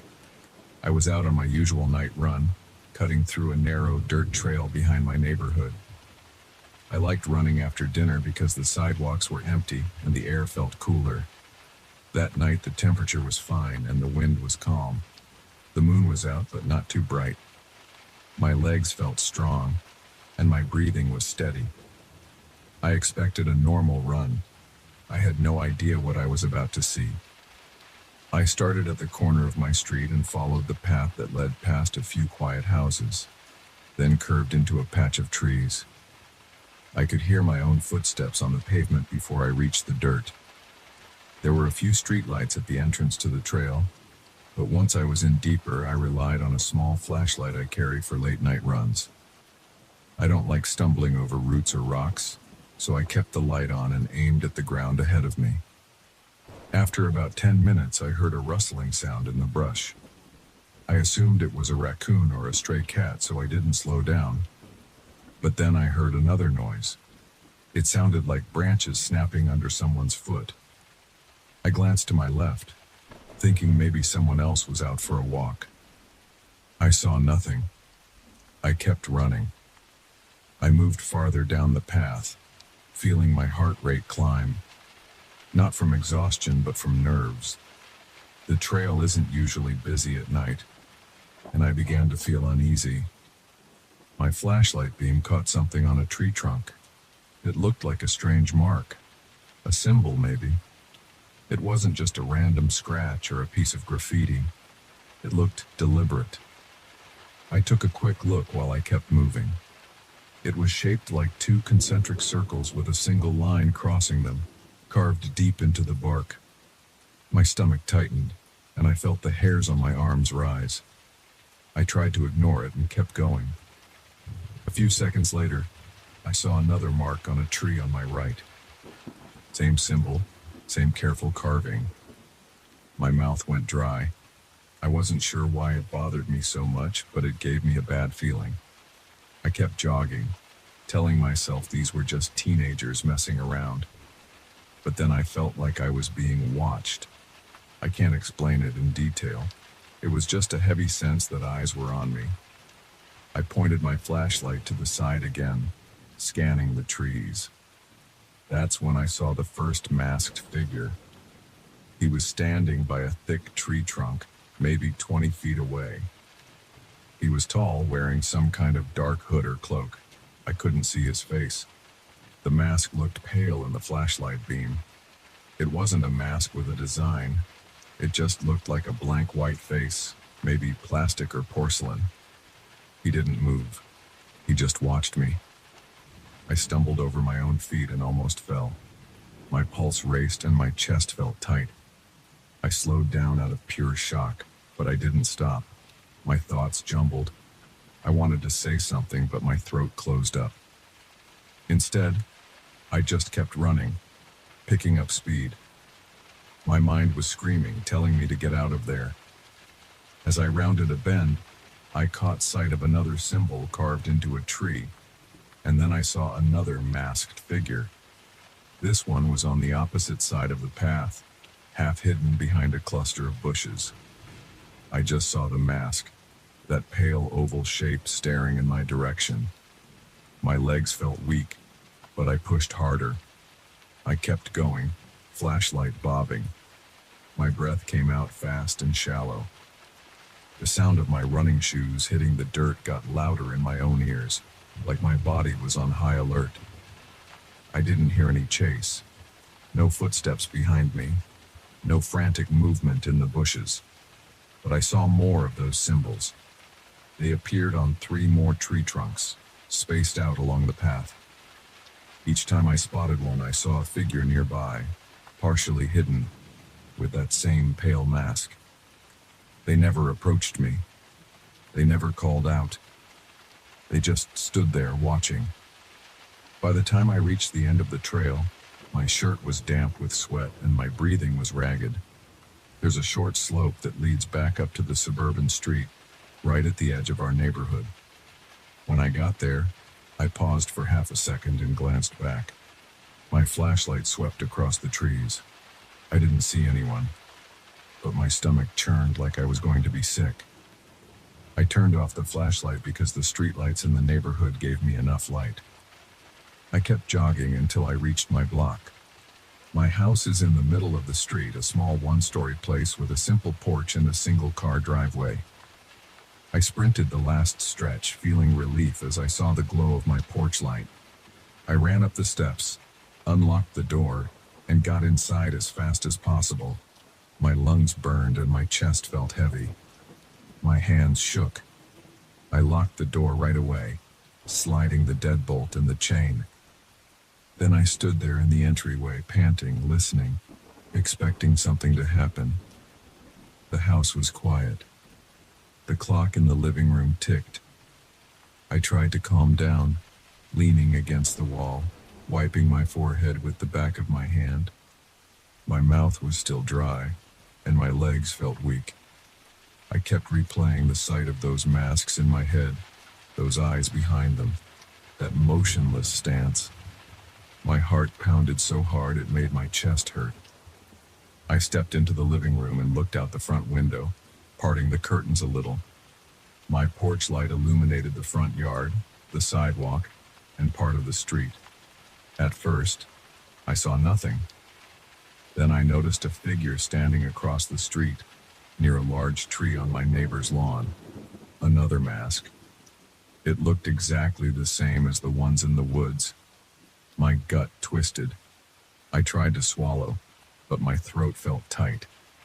The figure stood there for a few seconds. Then it seemed to move back into the darkness. I let the curtain drop. My hands were trembling. I didn't know if I should call the police. I wasn't sure what I'd say. I saw masked people in the woods, and one might be on my street.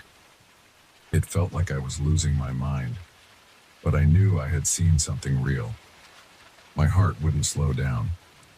I decided to check the back door. I went through the kitchen, making sure it was locked. I looked out the small window over the sink. Nothing. Just the fence and the neighbor's yard behind my place. I turned off most of the lights inside, keeping only a lamp on in the living room. I didn't want to stand out as a clear target through the windows. Then I stood in the dark of my hallway, listening. Every tiny noise made me jump. The refrigerator humming, the ice machine clicking, the pipes creaking. My mind was in overdrive.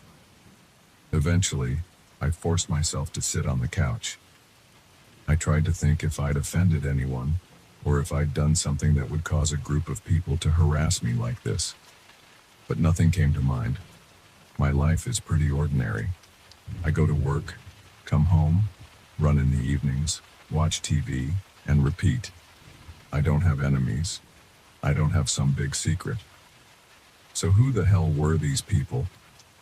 I got up and peeked out the window again. This time I didn't see anyone. The street was empty. My neighbor's house had their porch light on, but there was no movement anywhere. I caught my reflection in the glass. Sweaty hair, pale face, eyes wide. I felt a jolt of anxiety again, but I tried to breathe through it. I considered calling a friend, but it was late and I wasn't sure what to say. I double-checked that both doors were locked. Then I went to my bedroom and locked that door too, just in case. I kept a baseball bat under my bed. I took it out and leaned it against my nightstand. My heart was still pounding and I wasn't sure if I'd be able to sleep, but I stripped off my sweaty running clothes and put on shorts and a t-shirt. I grabbed my phone and laid in bed, scrolling aimlessly to distract myself. A couple of hours passed. I couldn't relax enough to sleep. My mind kept going back to those masked figures and the strange symbols. My body was still on edge. Each time I thought I heard something, I tensed up. Finally, at around 1 in the morning, I felt my eyelids getting heavy. I set my phone aside and forced myself to close my eyes. Sometime later, I woke up to a noise outside. It sounded like footsteps on my driveway. My heart started pounding again. I grabbed my phone and noticed it was close to 3 in the morning. I could feel my muscles tighten as I listened. The footsteps were slow. It wasn't the sound of someone just passing by on the sidewalk. I gripped my bat and got out of bed. My mouth was so dry that my tongue felt thick. The rest of my house was dark. The temperature felt a few degrees cooler, and I had a slight shiver. I crept to the front window in the living room, moving as quietly as possible. My blinds were closed, so I eased one slat open with my finger. I peered out. My driveway was dimly lit by the streetlight across the road. At first, I didn't see anything.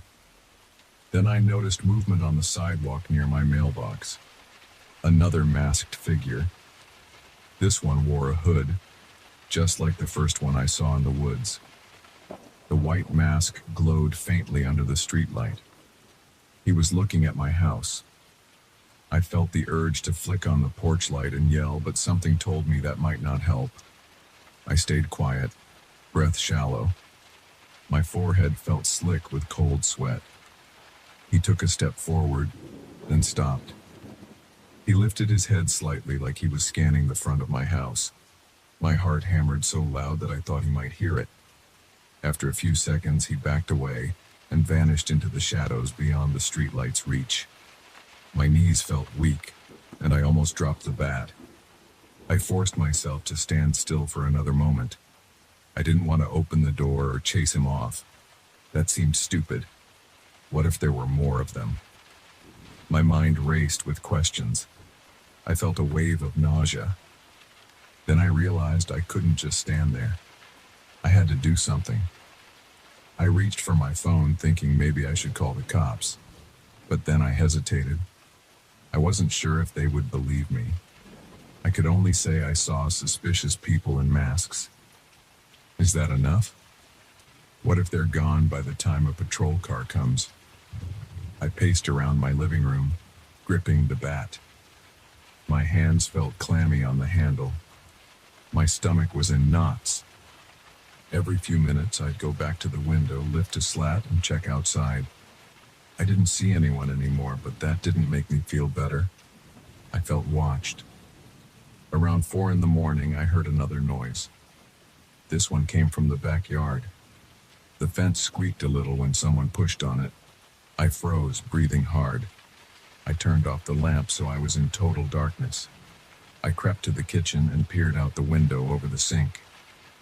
I could barely see anything, just the outline of the fence and the dark shape of my neighbor's shed. I caught a slight motion near the fence line, but I couldn't be sure.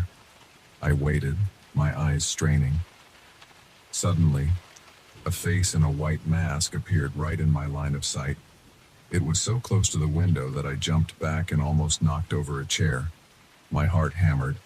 I bit down on my lip to keep from screaming. The figure stood there, on the other side of the glass, looking in. I couldn't see any eyes or details behind that pale mask. It was like a blank face pressed against the window. I didn't move, and I could feel my muscles shaking. The figure tilted its head slightly. Then it drew back and vanished into the darkness. I stayed in that position for at least 30 seconds, bat in one hand, phone in the other. My mind was filled with panic. I didn't know how many of them were out there. I rushed to my bedroom, locked the door again, and stood against it.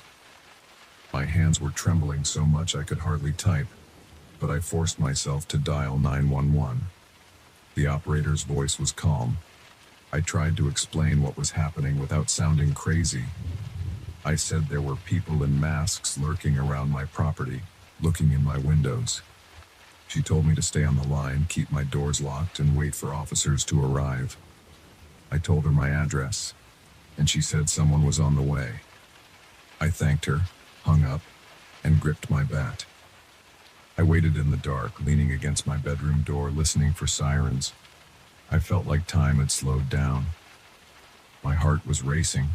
My palms were slick with sweat. Every few seconds I looked at my window, half expecting to see a mask peering in. But all I could see was the faint outline of the houses across the street. My ears were tuned to every creak of the house. Every shift of the wind outside made me flinch. About 10 minutes later, I saw the red and blue lights flashing against my walls. The police had arrived. I heard car doors slam, then footsteps on my porch. I walked to my front door, still gripping the bat, and called out to identify myself. An officer told me to open the door slowly. I did. 2 officers stood there, shining flashlights around my living room. Their presence made me feel some relief. They asked me to explain again. I told them everything, from the weird symbols in the woods to the masked figures outside my house. I showed them the window where one of them had appeared. They checked my backyard first. They shone their flashlights over the fence, around the bushes, and along the perimeter of my house. Then they walked around the front yard and up and down the sidewalk. They didn't find anyone. They didn't see any fresh footprints or obvious signs of forced entry. One officer suggested maybe it was a prank, or maybe I was mistaken. But I could tell they believed I was scared. They took my statement, told me they'd have a patrol car swing by a few times during the rest of the night. After they left, I was still on edge. But having the police come out at least gave me some sense that I wasn't alone. I locked everything again. I sat in my living room until morning, too wired to sleep. I kept checking outside the window every few minutes. I didn't see anything else. No more movement, no more masked faces, but every noise made my heart jump. When dawn broke, I got dressed and went outside to look around in the daylight. The air felt cool, and the sky was getting brighter. I checked the sidewalk near my mailbox. I didn't see any footprints or dropped items. I walked to the side of my house where the backyard gate is located. It was shut, but not locked. I opened it and stepped into the yard. I noticed a few scuff marks in the dirt near the fence, like maybe someone had stood there or tried to climb it. There was no other sign of anything. I kept my guard up, feeling exposed out in the open. I thought about those symbols I'd seen on the trees in the woods. Part of me wanted to go back there in daylight and check them out. But the idea also made my stomach churn. I couldn't shake the image of those masked figures just standing there, silent, watching. I decided to wait. I went back inside, locked up, and brewed a pot of coffee. I sat in my kitchen, sipping coffee and staring at the backyard window. My hands were still shaky, and I didn't have much appetite. The rest of the day was a blur. I felt jumpy and exhausted. I tried to watch some random TV shows, but I couldn't focus. Every so often, I'd check outside the front window or peek into the backyard. I didn't see anyone. I didn't hear anything out of the ordinary. The hours dragged. My phone rang a couple times, but it was just spam calls. I thought about telling a friend what happened, but I knew they'd think I was nuts or paranoid. That evening, I sat in my living room and kept the lights on. I tried to eat a sandwich, but my stomach kept fluttering, so I barely finished half. When it got dark, I felt my anxiety spike again. I decided I wasn't going to run that night. No way. I locked the doors and closed all the blinds. I made sure every window had a curtain drawn.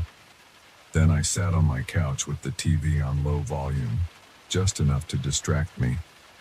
I kept my bat by my side. I was afraid to look at the clock because I didn't want to see how slowly time was passing. Every minute felt like an hour. My legs twitched with leftover adrenaline. Around midnight, I heard a car drive by, but otherwise the street was quiet. No knocks on the door. No footsteps on the driveway. No glimpses of pale masks in the darkness. I told myself that maybe whoever it was had moved on. I tried to sleep on the couch, but it was uncomfortable. I shifted around for a while, then got up to grab a bottle of water from the kitchen. My mouth felt like sandpaper. I flicked on the kitchen light, took a drink, and leaned against the counter. My ears were tuned to every little noise. The dishwasher clicked. The fridge hummed. I heard the wind pick up outside. I walked to the small window again, feeling my heart race. When I pulled the curtain aside, the yard was empty. I saw only the fence, the neighbor's shed in the distance, and a few shadows cast by the porch light. Nothing else. I let the curtain drop and returned to the living room. After a while, I managed to doze off, gripping the bat in my right hand. That was the first night. Since then, I haven't gone back to that trail after dark. I've been checking my windows obsessively, especially at night. Sometimes I think I see a shape in the distance, but it might just be my nerves. The police have driven by a couple of times, but I don't have new evidence to give them. I don't know who those people were or what those symbols mean. All I know is that I'll never forget those blank white masks staring at me from the darkness, and I have no idea if they plan to return. For now, I'm keeping my doors locked and my eyes open. I'm not taking any chances.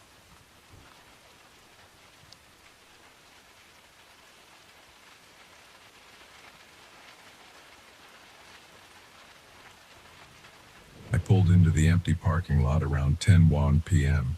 because the entire mall had just closed. The lot was huge and most of the floodlights were still on, but the place felt deserted. My plan was simple. Grab a quick item from one of those 24-hour stores attached to the mall entrance and then drive home. I had worked late and needed to pick up a replacement charging cable for my phone. I didn't expect anything weird. I thought I'd walk in, buy the cable, and head out. But from the moment I stepped out of my car, I knew something felt off. I looked around. All the other parking spaces were empty, except for a few scattered vehicles on the far side of the lot. The warm night air clung to my skin, and there was a faint smell of concrete dust. The tall parking lot lamps buzzed softly. Usually, I don't pay much attention to my surroundings, but I noticed how still it was. There were no people chatting, no footsteps echoing off the pavement, no security guard passing by. Just the quiet hum of electricity and my own breathing. I walked toward the mall entrance. A glass door was propped open, but the fluorescent lights inside were dim. I slipped in, bought my cable from a small electronics kiosk near the entrance, and left. I was in there for maybe 10 minutes. Nothing strange happened while I was inside. The cashier was half asleep, and the few people wandering around looked like they were only there for quick errands. No one talked much. I liked that because I was tired. I just wanted to go home and crash on my couch. When I came out, I noticed my shadow under the fluorescent lights near the doorway. It trailed behind me on the polished floor. I didn't think anything of it then. I just walked outside. I saw my car across the lot, standing under a row of overhead lamps.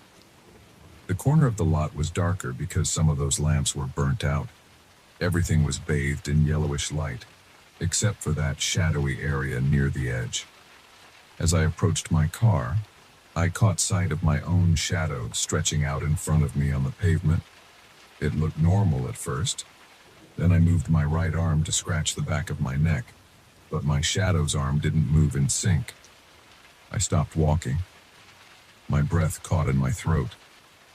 I thought, maybe I was tired, or maybe the light angle was playing tricks. I lifted my foot off the ground, just a small motion, but the shadow didn't lift its foot at the same time. It lifted it a second later, like it was copying me with a slight delay. That was enough to make my hands shake. I turned in a slow circle, trying to see if another shadow or another light source might be interfering. But there was only one strong beam on me from overhead. My shadow was the only one visible on the ground. My head felt hot and I could feel sweat collecting along my hairline. I put the shopping bag on the hood of my car and watched the shadow carefully. It stood there on the pavement, shaped exactly like me, but it didn't mirror my motions at the right time. I decided to test it again. I bent my knees, and I counted 1, 2, then the shadow bent its knees. I raised my hands, 1, 2, then it raised its hands. I felt a surge of panic. I'm not the type to believe in ghosts or anything supernatural, but I had no other explanation. I muttered to myself, "This can't be happening." My heart pounded in my chest, and my arms felt cold despite the warm night air. I needed to get into my car and leave. That was my only thought. I grabbed the door handle on the driver's side, but the car was locked. My shadow stood on the pavement like a weird reflection that didn't want to cooperate. I pulled my keys from my pocket. My hand shook and I almost dropped them. I hit the unlock button on the key fob. The car lights flashed. I looked down. The shadow was still there, a few feet in front of me. It hadn't moved closer, but it wasn't matching my stance. I was standing straight, but it still looked slightly crouched, like it was lagging behind in a different position. I breathed in and out. Then I opened the car door. The interior lights came on, illuminating the driver's seat. I climbed in and pulled the door shut. My pulse was racing so fast that I could hear a faint whoosh in my ears. My mouth felt dry. I stuck the key in the ignition, twisted it, and the engine turned over. The dashboard lit up, and the radio kicked on at a low volume. I pressed the door lock button. All I could think was, "Get out of here. Go. Don't look back."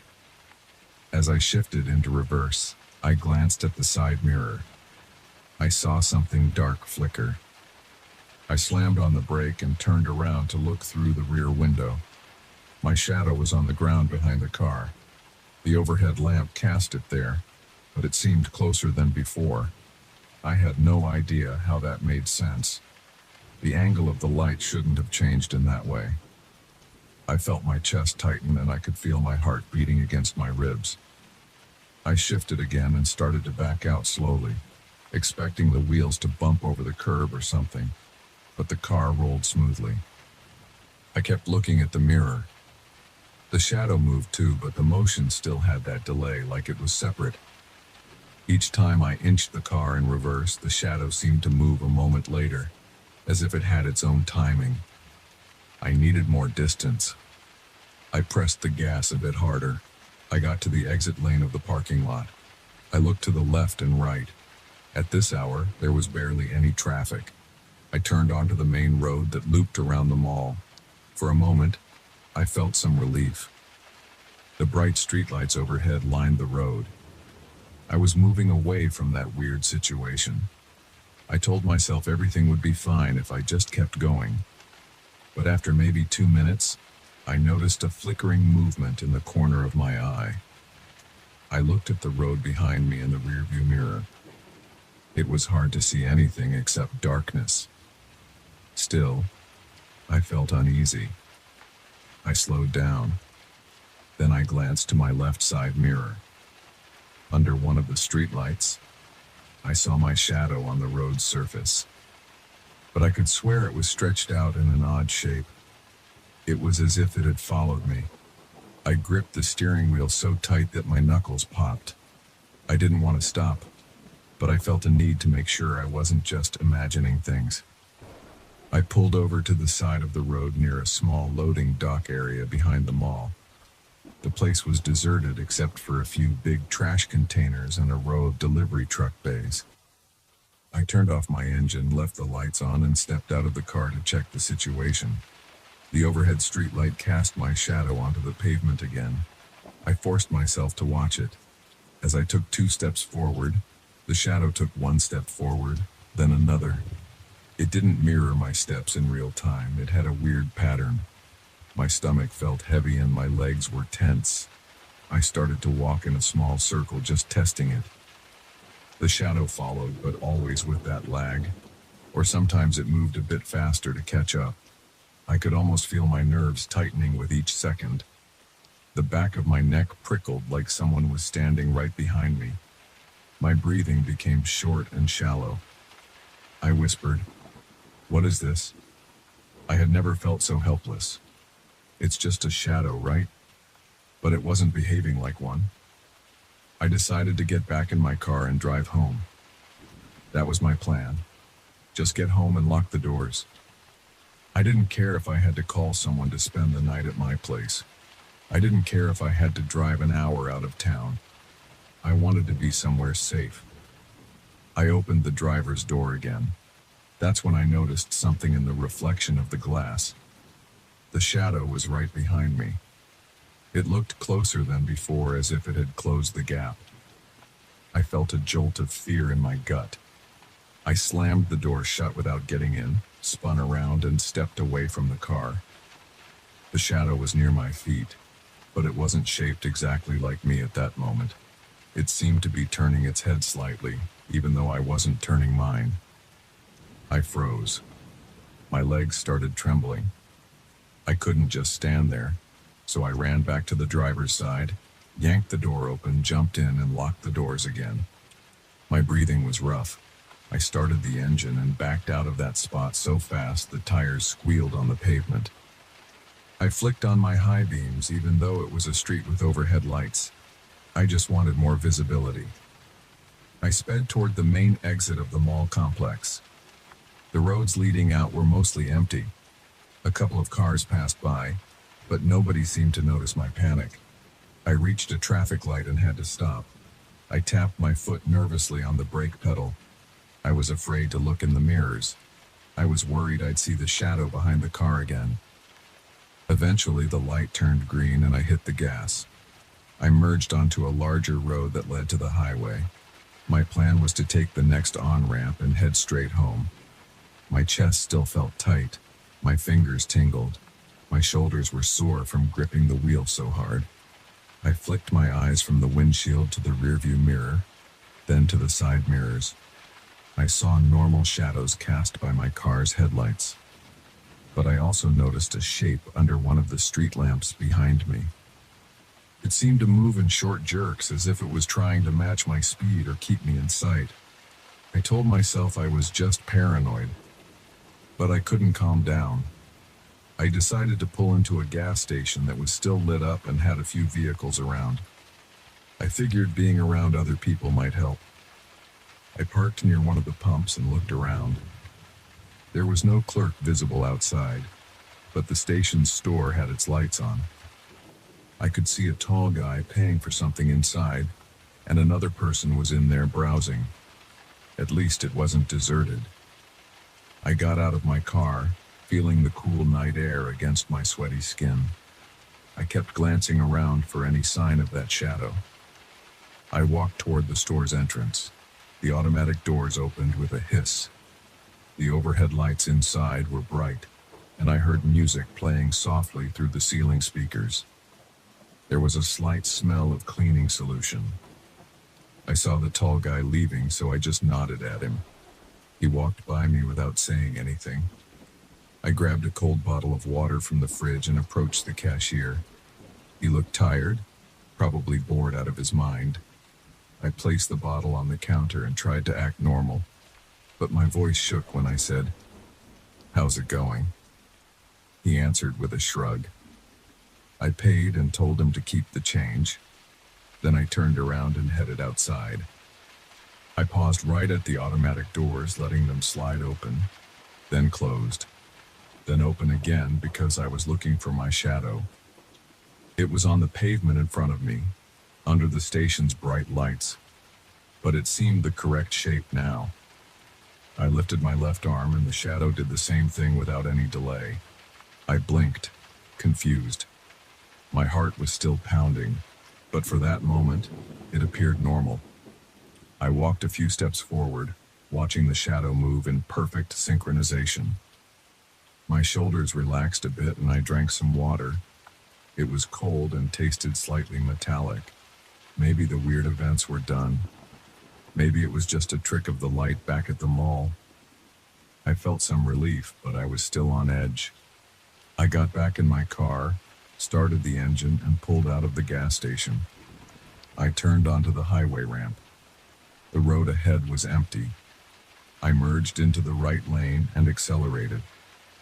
The lights along this stretch were spaced out, leaving patches of darkness between them. My headlights cut through the gloom, but the edges of the road were lost in shadows. After a few minutes, I found myself checking the mirrors again. I saw my shadow across the back seat, just from the overhead highway lights bleeding into the car. It looked normal, just like any driver's silhouette. Then a flicker of motion caught my eye in the rearview mirror. It looked like a shape shifting in the back seat. I twisted around in my seat to look directly. There was nothing there, just the empty back seat and the black windows. My pulse spiked again. I turned forward and gripped the wheel. "Calm down," I muttered to myself. "You're just scared." I pressed the accelerator, wanting to get home faster. The sign for my exit appeared. I put on my blinker, turned onto the off-ramp, and slowed as I approached the intersection. A single streetlight was on the corner. I waited for the red light to change. I glanced out the driver's side window. That's when I saw my shadow on the ground next to the car, as if it was standing outside, not attached to me. I could see it cast by the streetlight, but it didn't line up with my position inside the car. My breath caught again. I felt a rush of adrenaline surge through my body, making me grip the steering wheel even harder. The light turned green. I accelerated and took a left turn. My neighborhood wasn't far away. It was quiet at this hour. I passed dark houses and a few yards with chain-link fences. My house was at the end of a cul-de-sac. I pulled into my driveway, cut the engine, and sat there for a few seconds with the dome light on. My heart still pounded.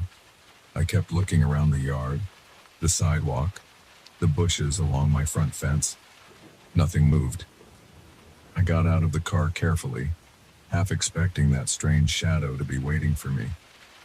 The moon was out, but the main source of light was the street lamp near the corner of my lot. I could see my shadow on the ground, shaped like me, and it was doing exactly what I did. I moved my arm, it moved its arm in sync. I bent my knees. It followed.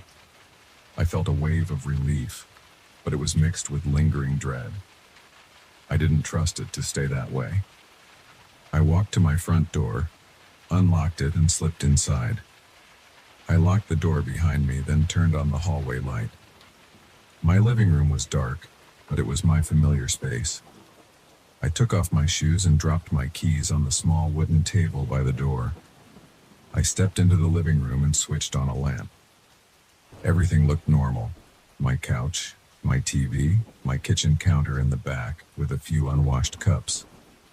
The faint hum of the refrigerator sounded comforting. I decided to check my reflection in the living room window, just to see if the shadow was acting strange again. I saw my outline reflected against the dark yard outside. It matched my movements perfectly. I tried a few gestures. It followed. My heart rate finally started to slow down. I felt exhausted. My clothes clung to my body and my throat was parched again, so I went to the kitchen for another drink of water. I stood there leaning against the counter and chugged it straight from the bottle. A dull ache lingered in my chest from all the adrenaline. My limbs felt weak. I dried my mouth on the back of my hand. I decided to go to my bedroom and try to calm down. Maybe I'd watch something on TV or scroll through my phone until I fell asleep. But a part of me was still thinking about that delayed motion. It wasn't normal. Nothing about tonight was normal. I walked toward my bedroom. The hallway was dim, lit by a small nightlight I keep plugged into the wall. As I passed by the bathroom, I saw my reflection in the bathroom mirror. The overhead light in the hallway cast my silhouette into the mirror, but it looked normal. My reflection moved with me. I kept walking. My bedroom door was half open. I reached for the light switch inside the room and flicked it on. The overhead bulb blinked a few times, then stayed steady. I set my phone charging cable on the dresser. I glanced at the walls, the floor, under the bed. Just a quick check to make sure everything was in its place. Then I noticed my shadow on the wall near the dresser. The bedroom lamp was behind me, so I could see my shape on the wall. My arms were at my sides, but the shadow's arm seemed slightly outstretched, like it was reaching for something. I took a step forward. It took a step a fraction of a second later. My stomach twisted. I wanted to run outside, but I also felt too drained to keep running. I stood there watching that shadow. I moved my right hand up. It matched me, but with a half-second lag. My skin broke out in goosebumps. My eyes started to water because I wasn't blinking. I forced myself to inhale and exhale slowly. I said out loud, "Leave me alone." My voice sounded shaky and a little silly, but I couldn't control that. The shadow stood on the wall. It didn't respond. I backed up and switched off the bedroom lamp. Darkness flooded the room. Then I flicked on the hallway light from inside my bedroom. The angle changed. Now the shadow spread across the floor instead of the wall. I watched it closely. It seemed normal for a few seconds. Then it shifted as if it was off by a few inches. I took 2 steps to the left. The shadow mimicked me, but with that unsettling delay. My breath quivered. My palms were sweaty. I realized I had goosebumps all over my arms and neck. This thing was following me everywhere, and I couldn't shake it off. But it hadn't hurt me. It just copied me in a delayed or strange way. I decided to close my eyes and pretend it wasn't there. I climbed into bed fully dressed and pulled the covers over my legs. I could feel my heart pounding in my ears. My head hurt from stress. I took slow, deep breaths. Finally, I reached over and turned off the hallway light, plunging the entire house into darkness. No more shadow. No more weird reflections. Just me in my bed.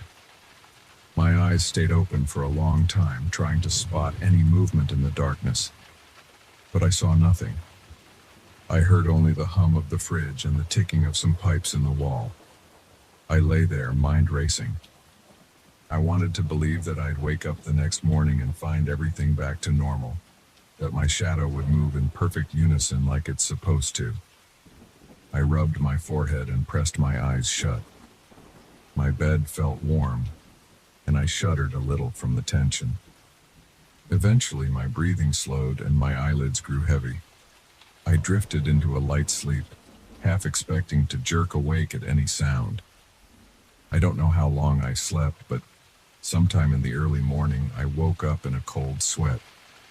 My t-shirt clung to my back, and the sheets felt damp. I didn't remember any dreams.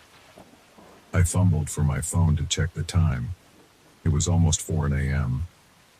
I lay there, listening. The house was quiet. I stared at the ceiling, trying to decide if I had the courage to flick the light on and check my shadow again.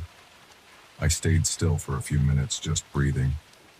Eventually, I sat up, slid out of bed, and turned on a small lamp. I looked around. My shadow was on the wall behind me, exactly how it should be. I lifted my arm. It lifted its arm at the same time. No delay.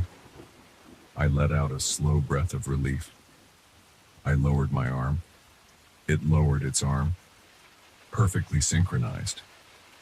I felt tears of relief well up in my eyes, but I wiped them away quickly. I didn't want to start crying. I felt silly and drained. I sat on the edge of my bed for a while, just watching that shadow. It stayed in place, matching me perfectly. After everything that happened, I didn't trust it, but at least it looked normal. I got up and walked to the bathroom. The bathroom mirror showed me exactly what I expected to see. I looked tired, eyes bloodshot, hair messy. The mirror reflected me in real time. My shadow moved with me in the correct way. I splashed cold water on my face, patted it dry with a towel, and walked back to my bedroom. I shut off the lamp, got back into bed, and pulled the covers around me. My heart was still beating faster than normal, but I forced myself to breathe slowly and deeply. I concentrated on the softness of my pillow and the steady hum of the air conditioning vent. I couldn't forget what happened at the mall, though. The delayed movements, the sense that it was getting closer, that memory sent a chill across my skin. But as I lay there in the dark, I realized I felt safer in my house than I did out in that empty parking lot. My chest muscles loosened a bit. I stared into the darkness and reminded myself that right now, everything looked normal. I heard the faint buzz of my phone on the nightstand, probably a notification about some email or a random alert. I ignored it. My body was too tired to move. Slowly, my eyelids grew heavy again and I started to drift off into sleep. No more weird shadows, at least for now. At some point, the exhaustion took over completely and I slipped into a dreamless sleep. I didn't want to think about the events of the night anymore. I just needed rest. And finally, in the safety of my bed, I felt like I might get it, until morning, when I'd have to test my shadow again. But for now, I closed my eyes, listened to my heartbeat, and let darkness take me under.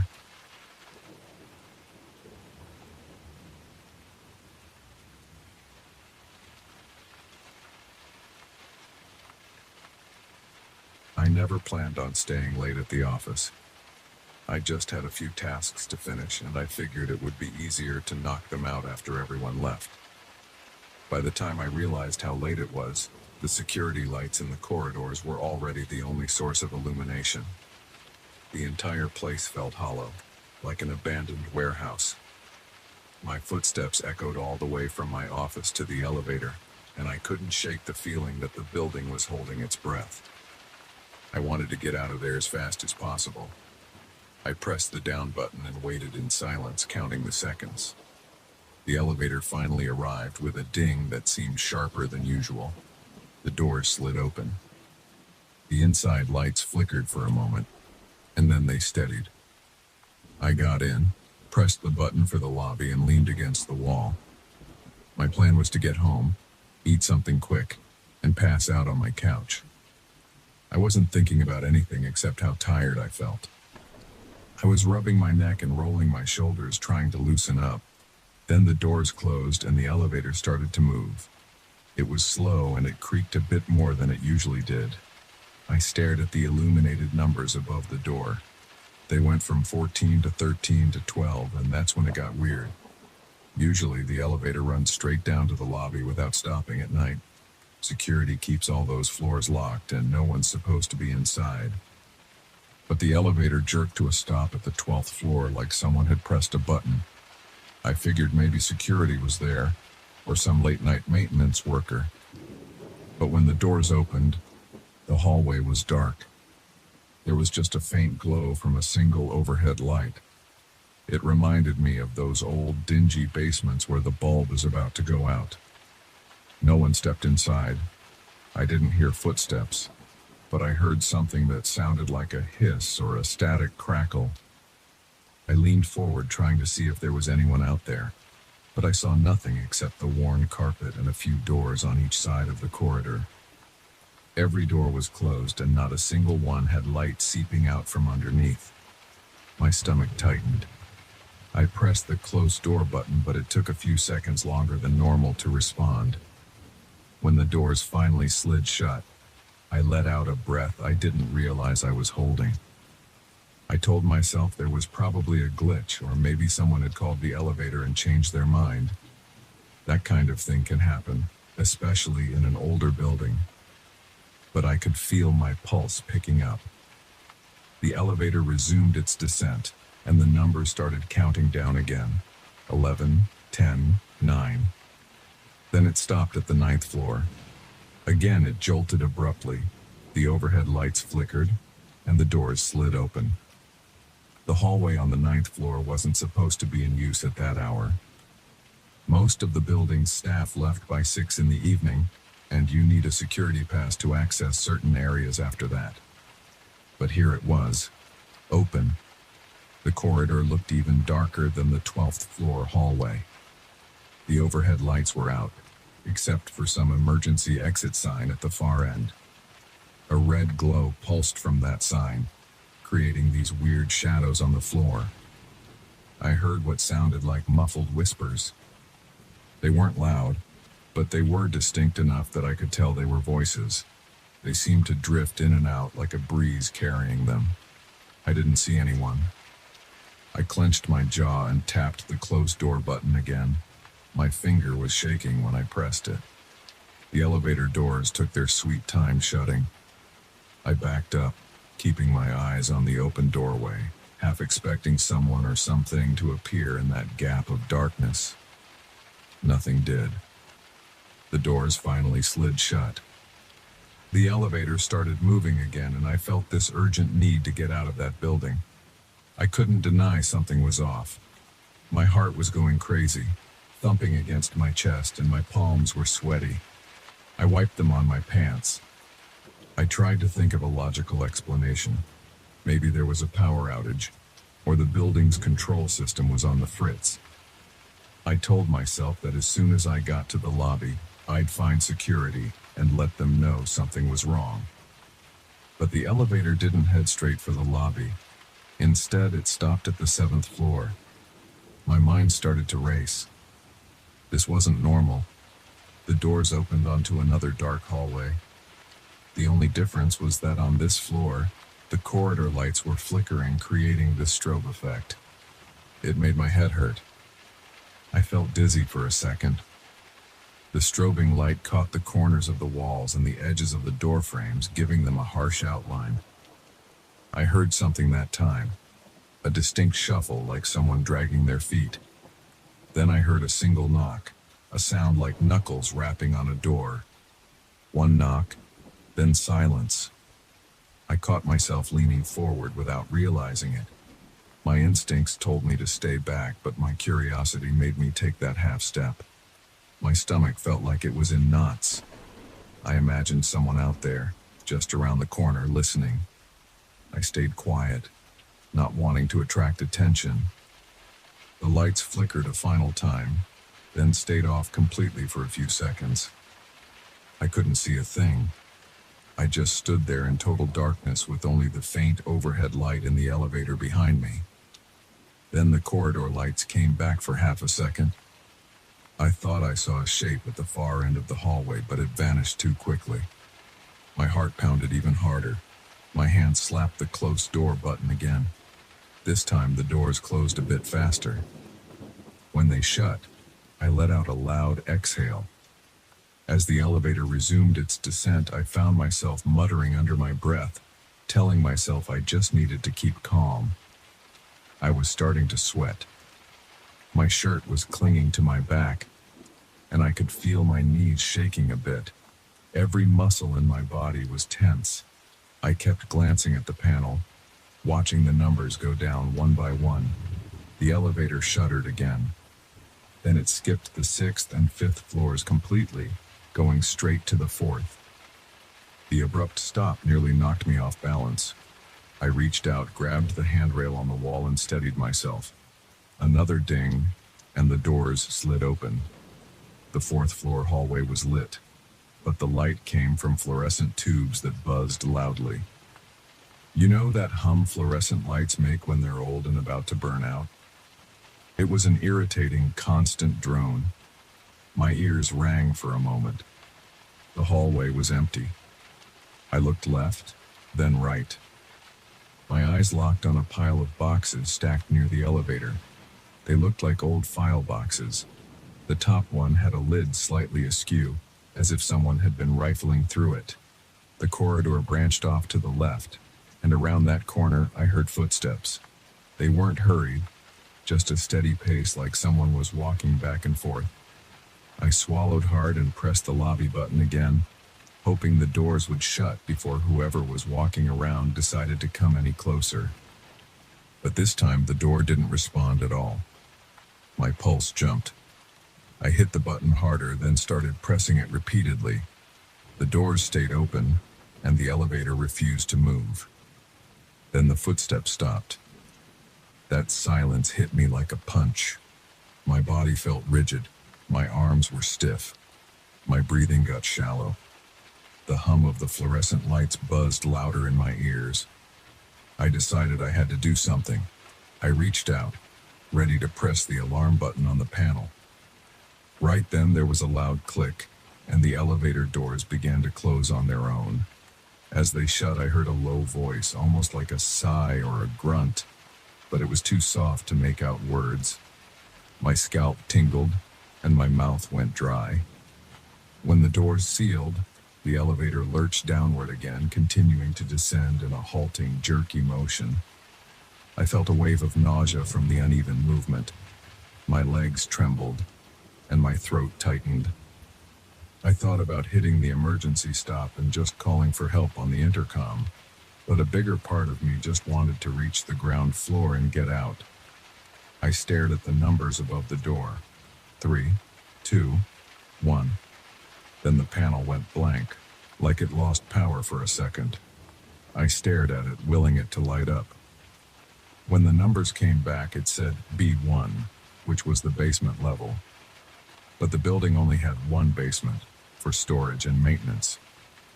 I'd never had a reason to go down there, and I sure didn't want to explore it at that hour. The elevator stopped, and the doors opened onto what looked like another corridor, but it didn't match the normal basement layout. The hallway was narrow, with concrete walls and a single exposed light bulb hanging from the ceiling. I could see water stains along the walls, and the floor was damp. A cold draft swept in, brushing against my ankles. My teeth started chattering involuntarily.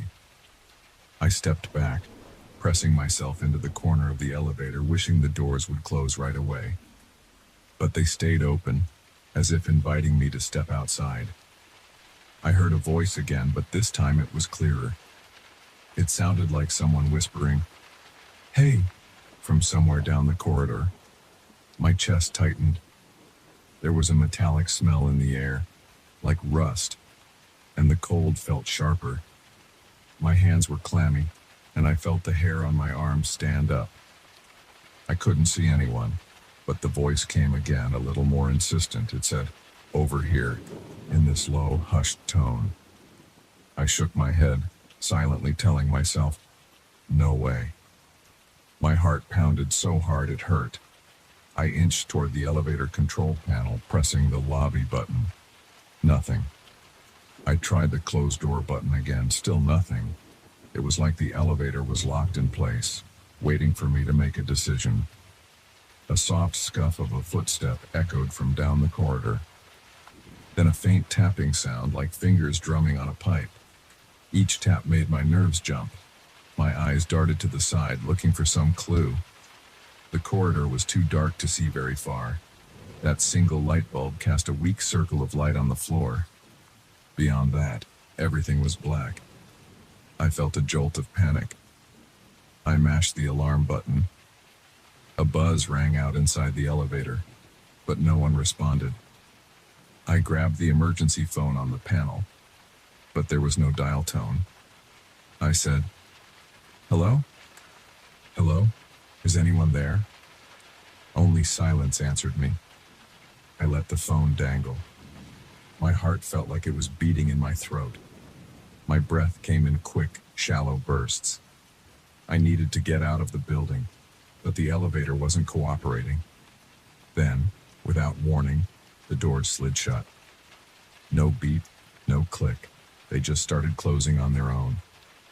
As soon as they did, the elevator began to ascend. I watched the display climb from B1 to B. B. I'd never seen that on the panel before. The building's normal readout goes from B1 to 1, skipping any B. This was all new. The elevator came to a stop again, and the doors opened onto a hallway that looked like it belonged in a different building entirely. The walls were a dull yellow. The floor was scuffed linoleum, and a single fluorescent fixture buzzed overhead. Everything seemed older, maybe from a few decades ago. A single folding chair sat against one wall, and the air smelled stale, like an attic that's been closed up for years. I took one step to get a better look. My legs felt shaky, and my stomach was still in knots. Then I heard a faint radio static, like an old radio station not tuned correctly. It crackled, stopped, then crackled again. The sound came from somewhere around the corner. I didn't want to leave the elevator, but the doors stayed open, and I still couldn't make it move. The display above the door kept flickering between B and a blank screen.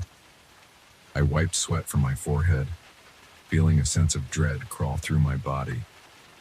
I knew I shouldn't step out, but I felt a pull, like I needed to find out what was going on.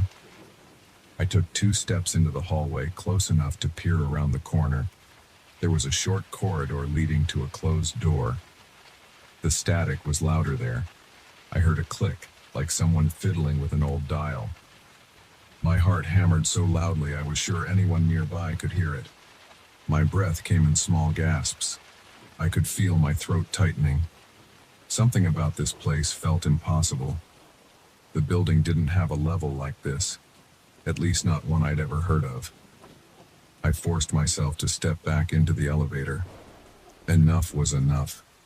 My entire body ached with tension, and I just wanted to leave. I reached for the lobby button one more time, and this time, the doors closed smoothly. The elevator started to go up, and the display showed the numbers passing each level. 1, 2, 3. It didn't stop on any of them, just kept going all the way to the lobby. When the doors opened, I felt a rush of relief wash over me. The lobby looked normal. The overhead lights were on, the front desk was empty, and everything was exactly the way it should have been. I could hear the hum of the air conditioning and see the reflection of the lights on the polished floor. I ran out of the elevator, my footsteps echoing on the tile. My hands were shaking so hard that I had to take a moment to steady myself. The security desk was vacant. I scanned the area for any sign of the night guard, but the desk phone was on the hook, and the computer monitor was turned off. I called out, "Hello, anybody here?" My voice sounded rough, like I'd been screaming. No one answered. I went behind the desk and looked for a radio or some kind of communication device. Nothing. The place was deserted. I hurried to the main entrance and pushed on the glass doors. They opened. Outside, the streetlights were on, and a couple of cars passed by in the distance. I stepped out onto the sidewalk, inhaled the cool night air, and felt my pulse start to slow. My shirt was drenched in sweat and my face was flushed. I kept looking over my shoulder at the lobby, half expecting to see the lights flicker or someone appear, but everything stayed still. I walked a short distance, then stopped under a street lamp to catch my breath. My mouth was dry and my legs felt like jelly. I glanced back at the building's facade. It looked the same as always, just a tall, modern structure with big glass windows. Nothing appeared unusual from the outside. If I told someone about what happened, I wasn't sure they'd believe me, but I knew that I never wanted to step foot in that elevator again. I pulled out my phone to check the time. It was much later than I thought, close to midnight. I hadn't realized how long I'd been in that elevator, but it felt like an eternity. The memory of those dark hallways, the flickering lights, and those distant voices stayed in my head. I stood there, breathing in the city air, trying to convince myself I was safe now. Eventually, I started walking away, looking for a cab. The streets were mostly empty, but a few cars and buses still rolled by. My hands were still trembling and my heart was still pounding. Every time I heard a noise, I jerked my head to look around. My back ached from how tense I'd been. I didn't trust my own senses. Part of me wanted to check into a motel instead of going home alone, but I didn't have the energy to argue with myself. I just needed to get somewhere familiar. I wanted to turn on all the lights and leave the TV on for background noise. By the time I found a taxi and sat in the back seat, I felt drained. The driver asked me if I was all right. I told him I was just having a rough night. I clutched my briefcase in my lap, staring out the window at the passing streetlights. My mind kept replaying those hallways, the weird shapes I thought I saw, and the voices that seemed to call out from empty floors. I kept touching the elevator button in my memory, feeling that frustration when it wouldn't respond. My heart still beat a little faster every time I remembered it. When I finally got home, I fumbled with my keys, dropped them twice, and swore under my breath. My front door felt heavier than usual. I locked it behind me, then double-locked it. I turned on every light in the living room. My breath was shaky and my lips felt numb. I tossed my jacket on the couch and sank into an armchair, trying to slow my breathing. My phone buzzed with some notification, but I ignored it. I needed to calm down. My legs felt weak. My entire body was covered in a thin layer of sweat. Eventually, I stood up and went to the kitchen. I turned on the faucet, letting the water run cold. I splashed some on my face and drank from my cupped hands, letting it soothe my throat. The cold water sent shivers down my spine, but it helped me focus on something real. I wiped my face with a towel, then looked at my reflection in the microwave's door. My eyes were bloodshot and I had this wild, anxious expression. I leaned on the counter for support. I spent the rest of the night walking around my apartment, checking every room, making sure every closet was empty and every window was locked. I knew it was ridiculous. There was no reason for any of those things to be out of place. But I couldn't shake the feeling that something from that elevator ride might have followed me. Each time I glanced at a dark corner, I thought I heard a whisper or felt a slight draft. My heart would skip a beat. Then I'd realize it was just my imagination. Still, I couldn't settle down. I paced until I wore myself out. That was the longest night of my life. I tried to sleep on the couch with all the lights on. My body was exhausted, but my mind kept circling back to those strange floors, those open corridors, and the voices that came from nowhere.